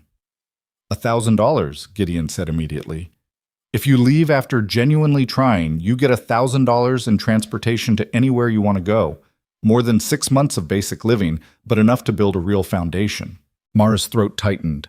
$1,000 was more money than she'd seen in her entire life. It was security. Options. The difference between desperate survival and actual choice. That's too much. That's what I think your effort is worth. Take it or negotiate higher, but don't negotiate lower. She wanted to argue, but the stubborn set of his jaw suggested it would be pointless. Gideon had decided she deserved security, and apparently his decisions were as immovable as the mountains surrounding his ranch. "Then we have an agreement," Mara said quietly. "We have an agreement." He held out his hand and she shook it, the same practical grip they'd exchanged on the platform in Bitterroot Station. "We'll ride to town this afternoon for the ceremony, unless you want something more elaborate." "I want it done before I lose my nerve." Something that might have been a smile crossed his face. "Honest as always, get your things. We leave in 2 hours." Mara returned to the house, her heart pounding with the weight of what she'd just agreed to. Mrs. Chen was in the kitchen kneading dough with aggressive efficiency. "Well?" the older woman asked without looking up. "I said yes." Mrs. Chen's hand stilled. She turned to face Mara fully, flour dusting her arms. "You sure about this?" "Absolutely not, but I'm doing it anyway." "Doing it." "Good. Certainty is overrated. Commitment matters more." She wiped her hands on her apron. "You'll need something better than that traveling dress for a wedding. I might have something that'll work. Come on." She led Mara upstairs to a small room Mara hadn't seen before, Mrs. Chen's private quarters, neat and sparse. The older woman opened a trunk and pulled out a dress in dark blue wool, simple but well made. "Elizabeth's," Mrs. Chen said, seeing Mara's hesitation. She ordered 6 dresses her first year and wore them maybe twice total before deciding they weren't fashionable enough. "Been sitting in this trunk ever since. Someone should get use from them." "I can't wear his dead wife's dress to marry him." "Why not? It's just cloth. She's not using it, and you need something that doesn't look like you've been sleeping in it for a week." Mrs. Chen held it up against Mara. "Close enough fit. Might need minor adjustments, but nothing I can't handle in an hour." Mara touched the fabric, soft, expensive, infinitely better than anything she'd ever owned. It felt wrong somehow, stepping into a dead woman's life so literally, but practicality won over sentiment. "If you're sure it's appropriate, I'm sure Gideon won't care, and anybody who does care can keep their opinions to themselves." Mrs. Chen laid the dress on the bed and pulled out a needle and thread. "Strip down. Let's see what needs fixing." The next hour passed in a blur of measurements and adjustments. Mrs. Chen worked with swift competence, taking in the waist and shortening the hem while maintaining a running commentary about proper wedding etiquette that mostly involved not getting drunk and not starting fights with guests. "Since you're doing this fast, there won't be guests," Mrs. Chen said around a mouthful of pins. "Just you, Gideon, whoever marries you, and probably Tom as a witness. Simple, clean, no drama." "Do you think he's making a mistake?" Mara asked quietly. Mrs. Chen paused in her sewing. "I think he's making a gamble. Whether it's a mistake depends on what you do with the opportunity. Elizabeth was sweet but useless. You're harder but capable. Which matters more on a ranch? That's not a mistake. That's different priorities." Everyone loved Elizabeth. Everyone pitied Elizabeth. That's not the same as love. She was a beautiful tragedy waiting to happen, and when she died, people got to feel noble about their sympathy. You're not tragic. You're a survivor. People don't know what to do with survivors except wait for them to fail so they can feel superior. Mrs. Chen tied off a thread and bit it clean. Don't give them the satisfaction. The dress fit well enough once the adjustments were complete. Mara studied herself in the small mirror, still too old, still too plain, but at least properly dressed. The blue brought out color in her face she didn't know she had. Her hair was still a disaster, but Mrs. Chen attacked it with braids and pins until it looked intentional rather than neglected. "There," Mrs. Chen said, stepping back. "Not a fairy tale princess, but a respectable ranch wife. That's better." Gideon was waiting by the wagon when Mara came downstairs. He changed into dark clothes and looked uncomfortable in anything resembling formal wear. His eyes widened slightly when he saw her, and he stood straighter. "That's Elizabeth's dress," he said. Mrs. Chen thought, "I can change if—" "No, it's fine. Better than fine. You look—" He paused, searching for words. "Like you belong here." It was possibly the least romantic compliment Mara had ever received, but coming from Gideon, it felt more meaningful than poetry. They rode to Bitterroot Station in tense silence. Tom accompanied them as witness, sitting in the back of the wagon and wisely saying nothing. The journey took 2 hours, and with each passing mile, Mara felt the weight of her decision settling deeper into her bones. She was actually doing this, marrying a man she'd known for 6 days, committing to a life she barely understood, betting everything on the slim possibility that partnership could substitute for love. When the town came into view, her hands started shaking. "Having doubts?" Gideon asked quietly. "Constant doubts. But I'm not backing out." "You can. Even now. No shame in changing your mind." "I'm not changing my mind. I'm just terrified I'm making a massive mistake." "That's fair. So am I." The honesty helped somehow. They were both gambling, both terrified, both committed anyway. Reverend Tully was surprised to see them, but recovered quickly, ushering them into his small church with professional efficiency. A few curious townspeople had gathered. Word traveled fast, and Mara recognized several faces from the bride platform. Their expressions ranged from shock to schadenfreude to genuine confusion. Margaret Whitmore stood near the back, her face a mask of barely controlled fury. "Shall we begin?" Tully asked, positioning them at the front. The ceremony was mercifully brief. Traditional words about commitment and partnership that Mara barely heard over the pounding of her heart. Gideon's responses were steady, his hand warm when it took hers for the ring exchange. He'd somehow acquired a simple gold band that fit reasonably well. When Tully asked if she took Gideon as her husband, Mara's voice came out stronger than expected. "I do." Gideon echoed the words with quiet certainty, and just like that, they were married. The kiss was perfunctory, a brief press of lips that was more contractual than romantic. Then they were signing papers, accepting congratulations from people who clearly thought they were insane, and escaping back to the wagon. "That was awful," Gideon muttered once they were safely away from town. "You thought it would be pleasant?"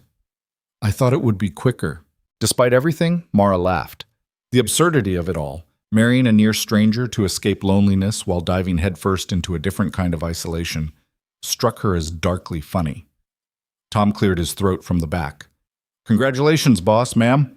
For what it's worth, I think you'll do fine." "Thanks, Tom," Gideon said. They rode back to Cross Ridge as husband and wife. The landscape looked the same, but everything had changed. Mara was no longer a guest evaluating possibilities. She was the lady of this ranch, with all the authority and responsibility that entailed. The thought was terrifying. When they arrived, several ranch hands were waiting in the yard. They stiffened when they saw the wagon, clearly having heard the news already. Gideon helped Mara down, and she forced herself to stand straight despite the hostile attention. "Gentlemen," Gideon said, his voice carrying across the yard, "may I present my wife, Mara Cross. She has full authority over all household operations, including supply management, staff coordination, and social obligations. Any issues with household matters go through her. Any disrespect toward her is treated the same as disrespect toward me. Are we clear?" Silence. Then slowly, reluctantly, the men nodded. "Good. Get back to work." They dispersed, but Mara caught the whispers and sidelong glances. She'd won legal authority, but not actual respect. That would take time, if it came at all. Inside the house, Mrs. Chen had prepared a modest celebration dinner. The table was set with actual linens and decent china, and something that smelled amazing was cooking in the kitchen. "Welcome home, Mrs. Cross," Mrs. Chen said with a formal nod that somehow conveyed both respect and teasing. "Please keep calling me Mara. Mrs. Cross makes me feel like I should be 80. You're the lady of the house now. Some formality is appropriate, but I'll compromise. Mara when it's just us, Mrs. Cross in front of others." "Deal." Gideon disappeared into his office immediately after dinner with a muttered apology about accounts that couldn't wait. Mara wasn't offended. She'd married a workaholic, and he'd been honest about that from the start. Instead, she helped Mrs. Chen clean up and then stood in the main room, trying to absorb the fact that this was now her home. Her home. She'd never had one of those. Not really. Not since her father died and left her with nothing. "Strange, isn't it?" Mrs. Chen said, appearing beside her. "Finally getting what you thought you wanted and realizing you don't know what to do with it." "I know what to do with it. I'm just not sure I'm capable of doing it right." "Nobody's capable at first. You learn by doing, making mistakes, fixing them, getting better." The older woman squeezed her shoulder briefly. "You'll be fine. You're tougher than you think." That night, Mara lay in the same guest room she'd occupied all week. Gideon had made it clear she could move into the master bedroom or stay separate. Her choice. She'd chosen to keep her own space for now, and he'd accepted it without argument. Through the wall, she could hear him moving around his room, restless, probably wondering if he'd made a terrible mistake marrying a woman he barely knew. She wondered the same thing. But she'd committed now. No going back. So she'd better figure out how to make this work. The next morning, Mara woke before dawn with a sense of purpose she hadn't felt in years. She dressed in practical clothes, a simple work dress Mrs. Chen had provided, and braided her hair severely. Then she went downstairs and started on the kitchen. Mrs. Chen found her 2 hours later, elbow deep in pantry reorganization. "What are you doing?" Starting with the most obvious problem. "This pantry is a disaster, and I can't manage household supplies if I don't know what we have." "I was going to help with that." "You've been managing alone too long. Time someone shared the load." Mara pulled out a box of spoiled flour and added it to the discard pile. "I need paper and pencils. I'm creating an actual inventory system today." Mrs. Chen's approving smile suggested Mara had passed another test she hadn't known she was taking. They spent the entire day reorganizing the pantry and storage areas.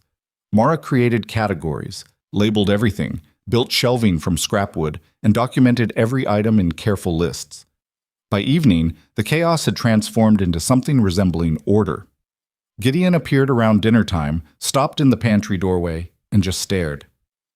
"You did this in one day?" "With Mrs. Chen's help, and it's not finished. We still need to build rotation systems and order tracking, but it's functional now."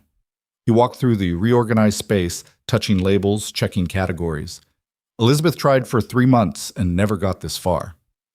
Elizabeth was trying to make it pretty. I'm trying to make it work. Different priorities. Apparently. He turned to face her. "This is good work. Really good. Thank you." The gratitude in his voice was sincere enough to make Mara's chest tighten. She'd spent most of her life having her work dismissed or ignored. Having someone notice and appreciate it felt foreign. "It's what you hired me for," she said, aiming for casual and landing somewhere near awkward. "It's what I hoped you could do." "There's a difference." He paused. "I have to ride to the Hartford Ranch tomorrow. Quarterly coordination meeting usually takes all day. You're welcome to come if you want, but I won't be offended if you'd rather stay here and keep working." Mara considered. Meeting the other ranching families so soon felt overwhelming. But hiding at Cross Ridge wouldn't make future social obligations easier. "I should come. Start establishing relationships before gossip gets worse." "Gossip is already worse. Margaret has been busy. But yes, meeting people face to face might help." He didn't sound convinced. The next morning, they rode to the Hartford Ranch together. Mara wore Elizabeth's blue dress again, her only option that didn't look like workwear, and tried to prepare herself for whatever hostility awaited. The Hartford property was smaller than Cross Ridge, but equally well maintained. Sarah Hartford greeted them at the door with a warm smile that seemed genuine. "Mara, how wonderful to see you again, and congratulations on your marriage. When James told me you'd actually gone through with it, I was so pleased." "Thank you," Mara said, caught off guard by the sincerity. Come in, come in. The others are already here. Fair warning, there's been some discussion about Gideon's hasty marriage, but I told them all to mind their own business." Sarah's eyes sparkled with mischief. Didn't stop them from being curious, though. Inside, 3 other couples waited in a large sitting room. James Hartford made introductions. William and Patricia Monroe, owners of a mid-sized cattle operation to the west. Robert and Catherine Jameson, who ran sheep rather than cattle on the southern range. And Daniel Wells, a widower who managed a smaller property alone. Everyone was polite. Everyone was also clearly evaluating Mara with intense curiosity. "So," Patricia Monroe said once preliminary pleasantries were exhausted, "you're the woman who captured our elusive neighbor. We'd almost given up hope of seeing Gideon married again." "It was rather sudden," Mara acknowledged carefully.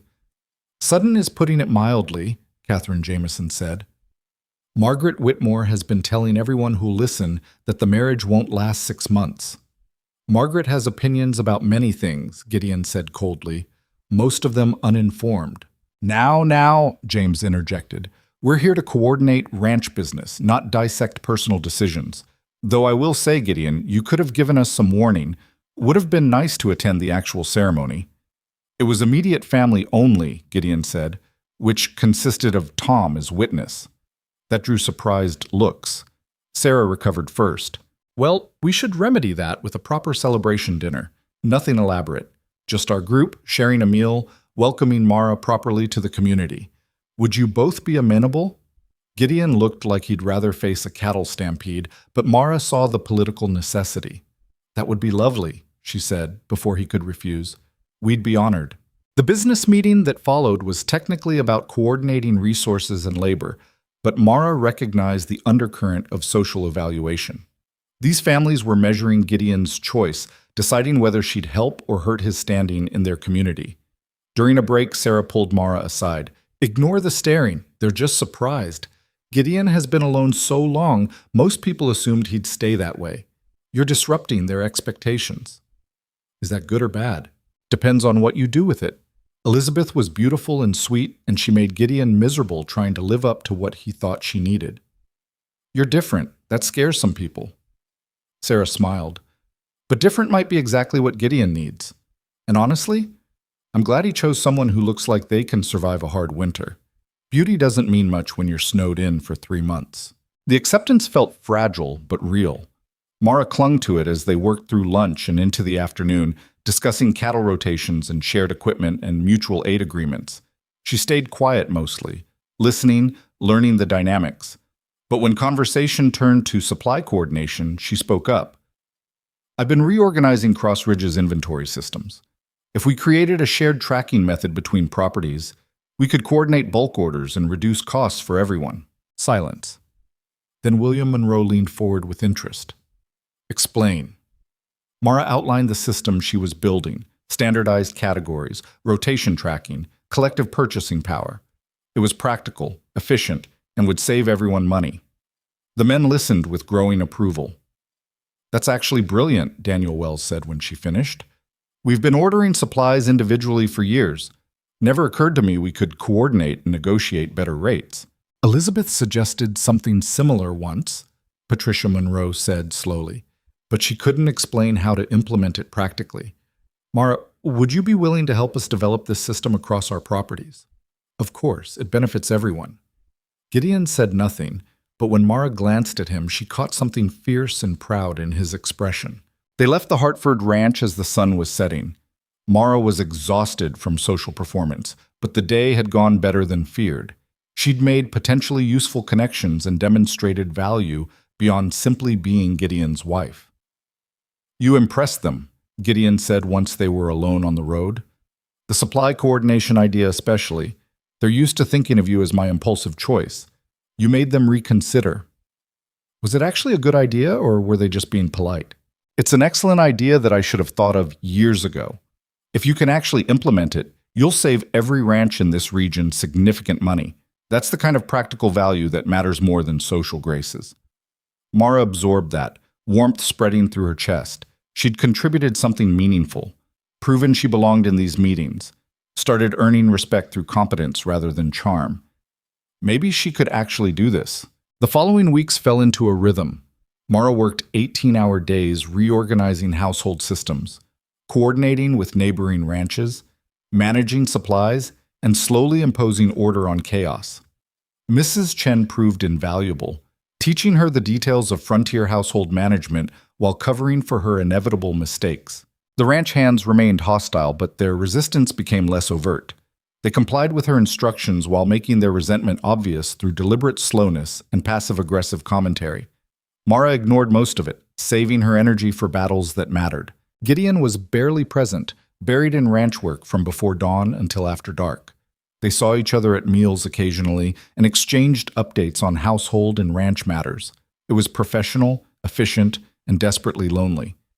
But Mara had been lonely before. At least this loneliness came with purpose. 2 months after their marriage, the first real test arrived. A massive storm swept down from the mountains, dropping 3 feet of snow in 2 days and trapping everyone at the ranch.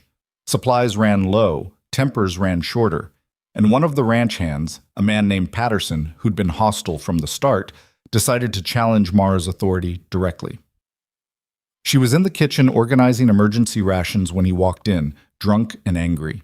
"You think you're something special?" Patterson slurred. Think because you married the boss, you can order us around like you know anything about ranch work? Mara kept her voice level. I think I'm doing my job, which right now means making sure everyone has enough food to survive this storm. If you have a problem with that, take it up with Gideon. Gideon's not here. Gone to check the north pasture, which means it's just you and me. He stepped closer, reeking of whiskey. Think you can throw me out like you did that Whitmore woman? I'm not some rich bitch you can intimidate. Mrs. Chen appeared in the doorway, carrying the shotgun from the pantry. Patterson, she said calmly, you've got about 5 seconds to apologize to Mrs. Cross and leave before I shoot you. You wouldn't try me. Patterson looked between them. Mara standing her ground despite the fear coursing through her, Mrs. Chen with the shotgun aimed steadily at his chest. Whatever calculation he made, it ended with him backing toward the door. This isn't over, he muttered. Yes, it is, Mara said, her voice harder than she knew she could make it. You just threatened your employer's wife in her own home. When Gideon returns, you're fired. Pack your things. You can't. She can, Mrs. Chen said. And she did. Get out. Patterson left, slamming the door hard enough to rattle windows. Mara's legs gave out the moment he was gone. She sank into a chair, shaking. Well handled, Mrs. Chen said, setting down the shotgun. Though next time, grab a weapon before standing your ground. Backbone is good. Backbone with a gun is better. When Gideon returned hours later, frozen and exhausted, Mara told him what happened. His face went completely still. Where is he now? Bunkhouse, packing, hopefully. He threatened you? Mrs. Chen handled it. I just stood there trying not to show fear. That's handling it. Gideon stood. I'll deal with Patterson. He'll be gone within the hour. Gideon? No argument. He crossed a line. He's done here. True to his word, Patterson was gone before dinner.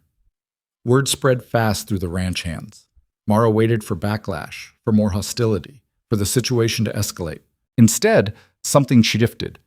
The remaining hands started complying with her instructions without the passive aggression. Started treating her with something resembling respect.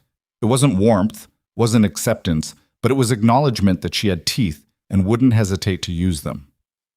That night, Gideon found her on the porch after dinner, staring at the snow-covered landscape. You did well today, he said quietly, standing up to Patterson. That took courage.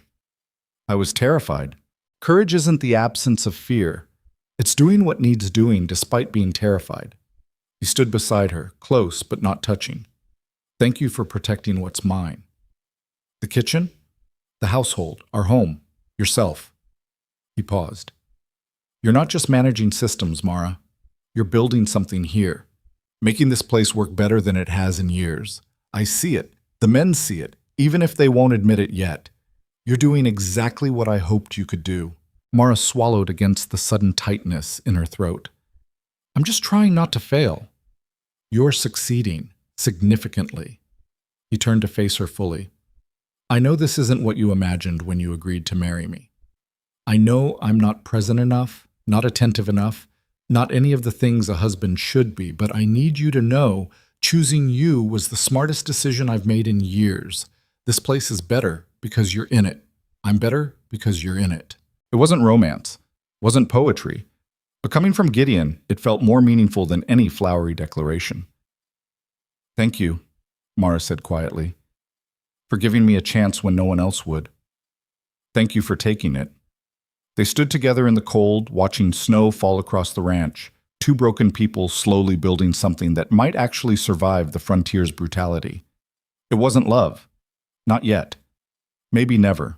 But it was partnership. It was respect. It was the beginning of something that felt more solid than any romantic fantasy Mara had ever entertained. And for now, that was enough. Winter hit Cross Ridge with a vengeance that year, turning the ranch into a frozen battlefield where survival became the only goal that mattered.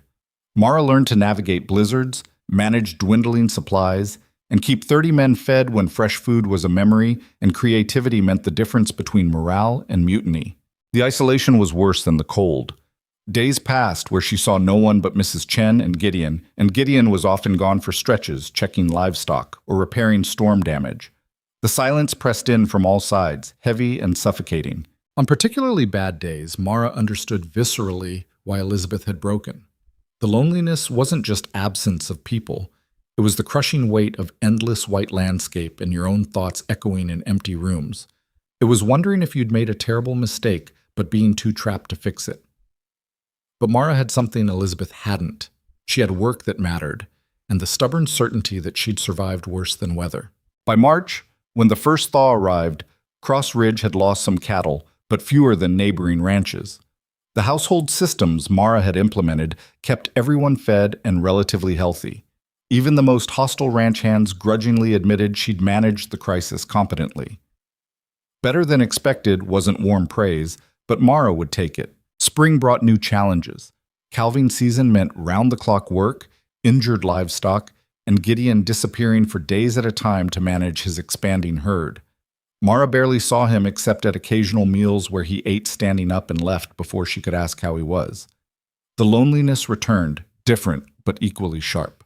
She'd married for partnership, but partnership required two people, and Gideon was perpetually absent. One evening in late April, after Gideon had worked 36 hours straight and fallen asleep in his office fully clothed, Mara found herself standing in the doorway watching him.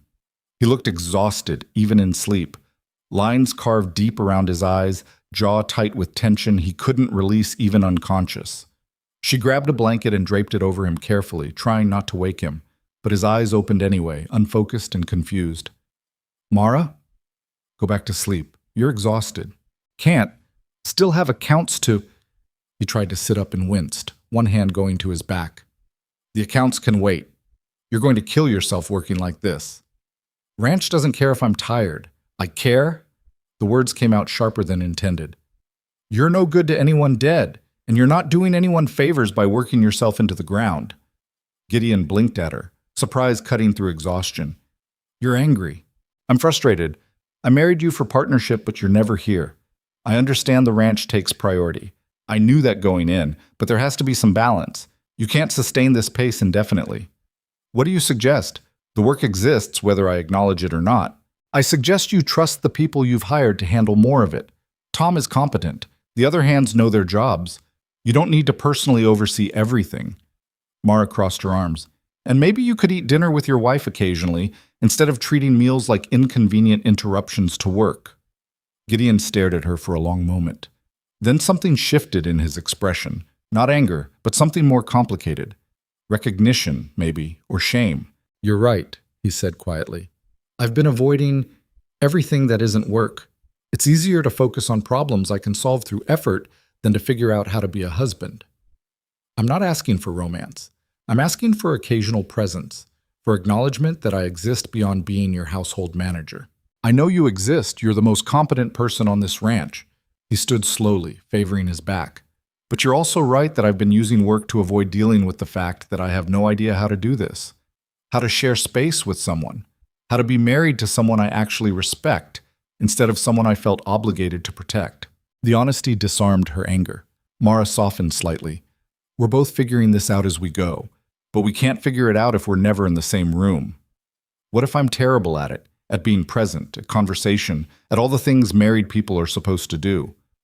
"Then you're terrible at it and we adjust, but you have to try first." Gideon nodded slowly. "Starting tomorrow.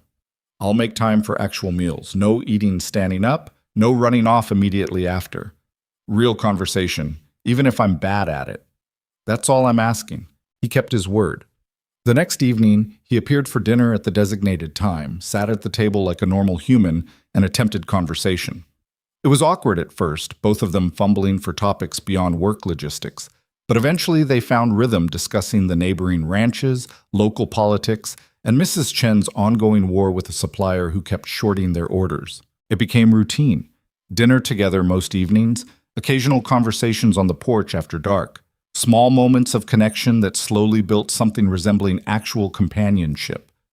Mara discovered Gideon had a dry sense of humor that emerged when he was relaxed, that he taught himself to read from borrowed books as a child and still read voraciously when time allowed, that he'd lost his parents young and built the ranch from nothing through sheer stubborn determination. He learned she'd worked a dozen different jobs before the bride circuit, that she had strong opinions about literature and politics, that her father's failures had taught her to value stability above almost everything else. They weren't falling in love. But they were becoming friends, which felt more valuable somehow. Friends could survive hardship. Romance collapsed under reality's weight. In late May, Sarah Hartford sent word that she was hosting the promised celebration dinner. Mara's stomach knotted with anxiety, but she couldn't avoid it forever. These social obligations were part of her job. The evening was surprisingly pleasant. The ranching families were warmer than during the winter meeting, asking Mara's opinions on various matters, and including her in conversations naturally. The supply coordination system she'd developed had saved everyone significant money, which translated to genuine goodwill.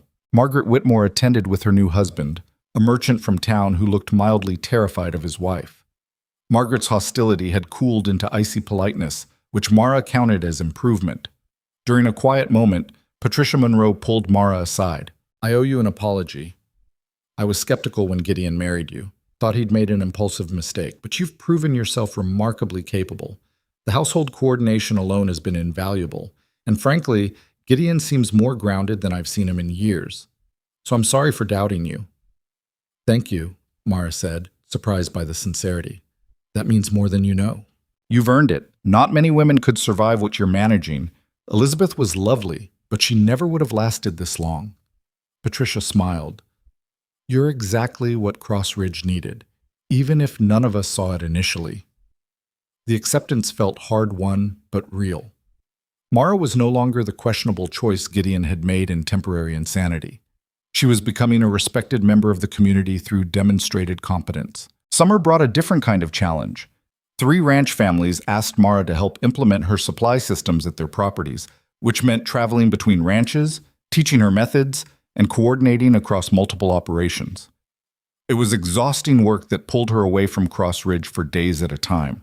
She worried about leaving Gideon alone, worried about the household falling apart in her absence, worried about everything. But Mrs. Chen managed brilliantly, and Gideon seemed oddly proud of Mara's expanding influence. "You're making a name for yourself," he said one evening after she returned from a week helping the Monroe Ranch. "People respect your expertise. That reflects well on both of us. I'm just organizing pantries. You're solving problems that have plagued frontier households for decades. That's bigger than pantries." The work was satisfying in ways Mara hadn't expected. She was good at this, at seeing chaos and imposing order, at understanding practical needs and developing systems to meet them.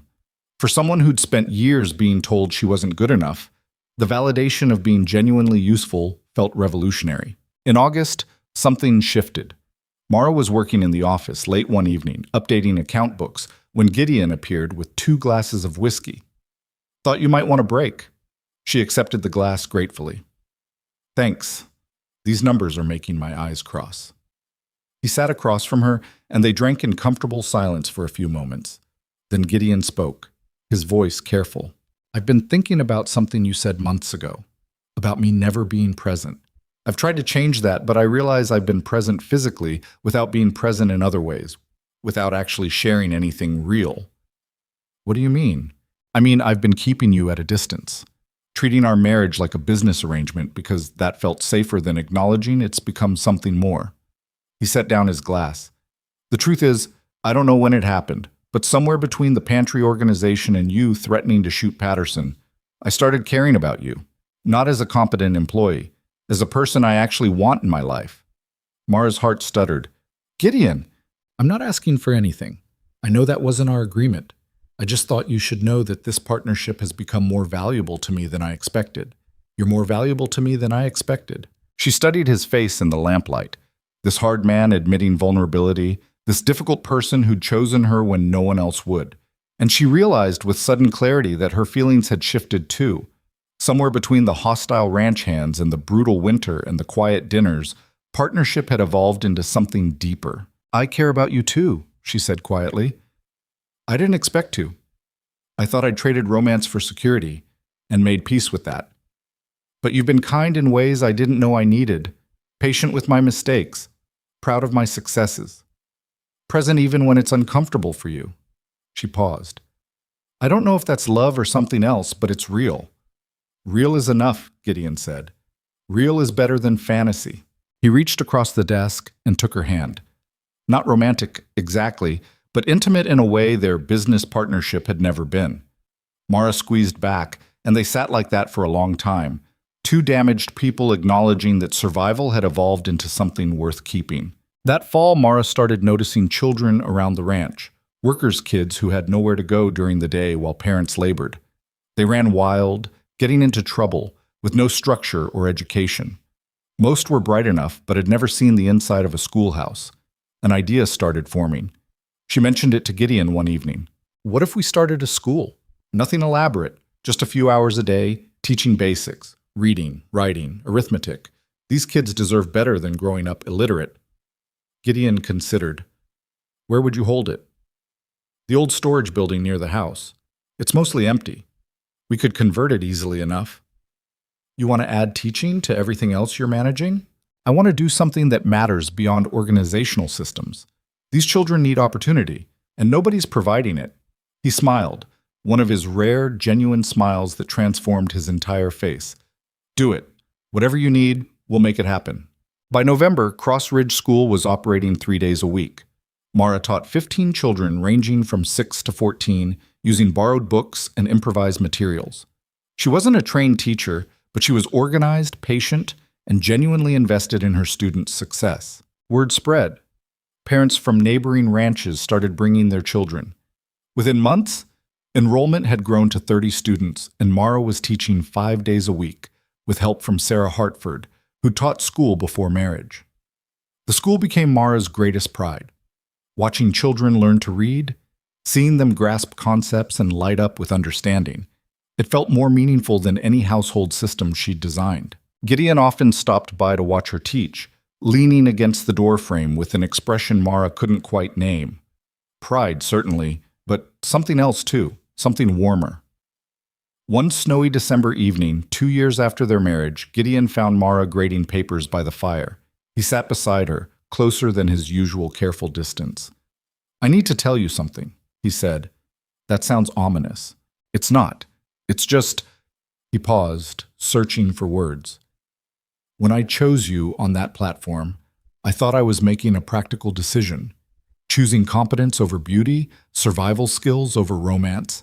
I told myself it was smart, logical, the right choice for running a ranch. And now? Now I realize I got impossibly lucky. You're not just competent, you're brilliant. You've transformed this ranch, this community, in ways I never imagined. You've built a school from nothing. You've earned genuine respect from people who were predisposed to hate you. You've made this place feel like a home instead of a military operation. His voice roughened. And somewhere along the way, you made me feel things I thought died with Elizabeth. Not the same things, better things, based on reality instead of illusion. Mara set down her papers, her throat tight. What are you saying? I'm saying I love you. Not because you're useful or because you've exceeded expectations.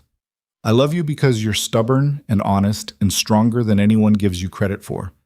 I love you because you stood on that platform 7 times and refused to disappear. I love you because you chose to fight for this life when leaving would have been easier. He took her hand. I know that wasn't our agreement. I know you married me for security, not romance. But I needed you to know that what we've built here is real.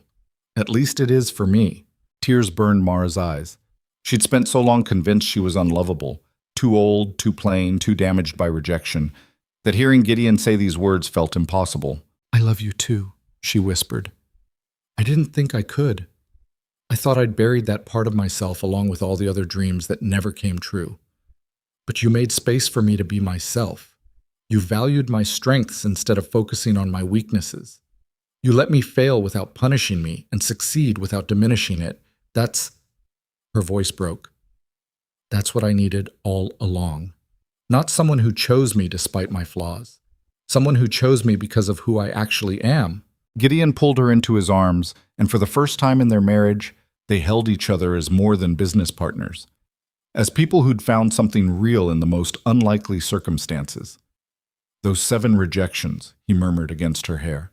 They were the luckiest thing that ever happened to me. Because they brought you here. Mara laughed through tears. That's a terrible romantic sentiment. I'm terrible at romance. You knew that going in. I did. But you're excellent at honesty, and that matters more. They stayed by the fire long after the papers were graded and the logs burned to embers, talking about everything and nothing, sharing the kind of intimacy that came from truly knowing another person. The years that followed weren't easy. The frontier never became gentle, and managing a ranch alongside a school remained exhausting work. But Mara and Gideon faced challenges together, as actual partners who'd learned to lean on each other. The school grew into a permanent institution. Neighboring families donated funds to build a proper schoolhouse, and Mara trained additional teachers to handle the expanding enrollment. Children who'd never expected education found opportunities they'd never imagined. Cross Ridge Ranch thrived under their joint management. Mara's organizational systems became standard practice across the region, and other ranches regularly consulted her on efficiency improvements. She became known not as Gideon Cross's wife, but as Mara Cross, who revolutionized frontier household management. The ranch hands who'd initially resented her eventually became her strongest supporters. She'd proven herself through competence, persistence, and refusing to disappear when things got difficult. Respect earned through work was the kind that lasted. Margaret Whitmore remained distant but civil, eventually focusing her energy on establishing herself as a social leader in Bitterroot Station. Her hostility toward Mara faded into indifference, which suited everyone fine. 5 years after their marriage, on a spring evening that reminded Mara of the day Gideon had ridden into Bitterroot Station, they stood together on the porch overlooking the ranch. The school building was visible in the distance, children's laughter drifting across the evening air. "Do you ever regret it?" Mara asked.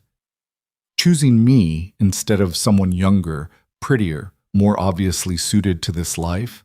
Gideon turned to her with an expression that had become familiar, fierce affection mixed with exasperation that she still doubted. "I regret that you were rejected 7 times before reaching me. I regret that you spent years thinking you weren't good enough when you were extraordinary.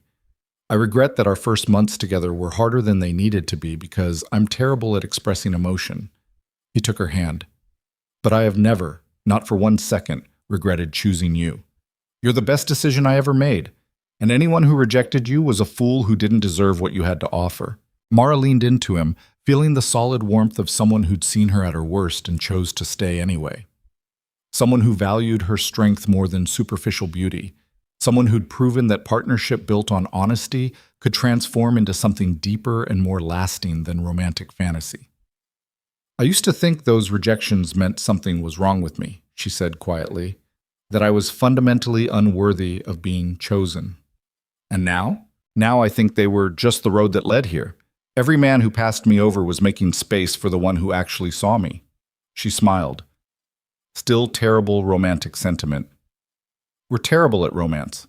We're excellent at reality. I'll take reality every time." In the distance, the school bell rang, one of her students signaling the end of evening study session. Tomorrow, Mara would teach reading to 15 children while managing household operations for 30 ranch hands. She'd coordinate supply orders with 3 neighboring properties and probably mediate some dispute between workers. She'd do it all with competence earned through years of hard work and refusal to quit when things got difficult. She'd gone from forgotten woman on a platform to beating heart of a frontier empire. From believing she was unworthy to understanding that worthiness wasn't about being chosen first. It was about refusing to disappear when the world tried to make you invisible. Strength wasn't born from easy acceptance.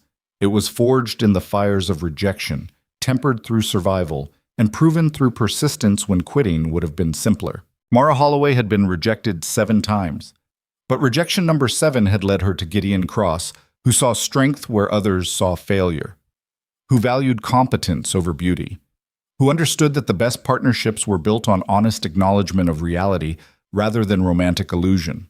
She'd built a life worth living, a legacy worth leaving, a love strong enough to outlast every doubt that once tried to bury her. And standing on that porch with her difficult, devoted husband beside her and the school she'd built visible in the distance, Mara understood something she'd once thought impossible.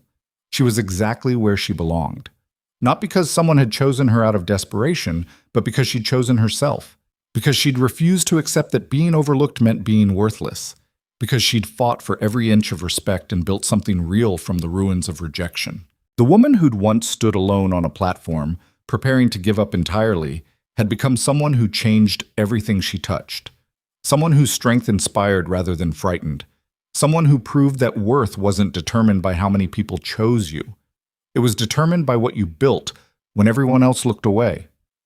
And that was a lesson worth learning, even if it took 7 rejections and 1 impossible gamble to understand it. Mara Cross was finally, completely home.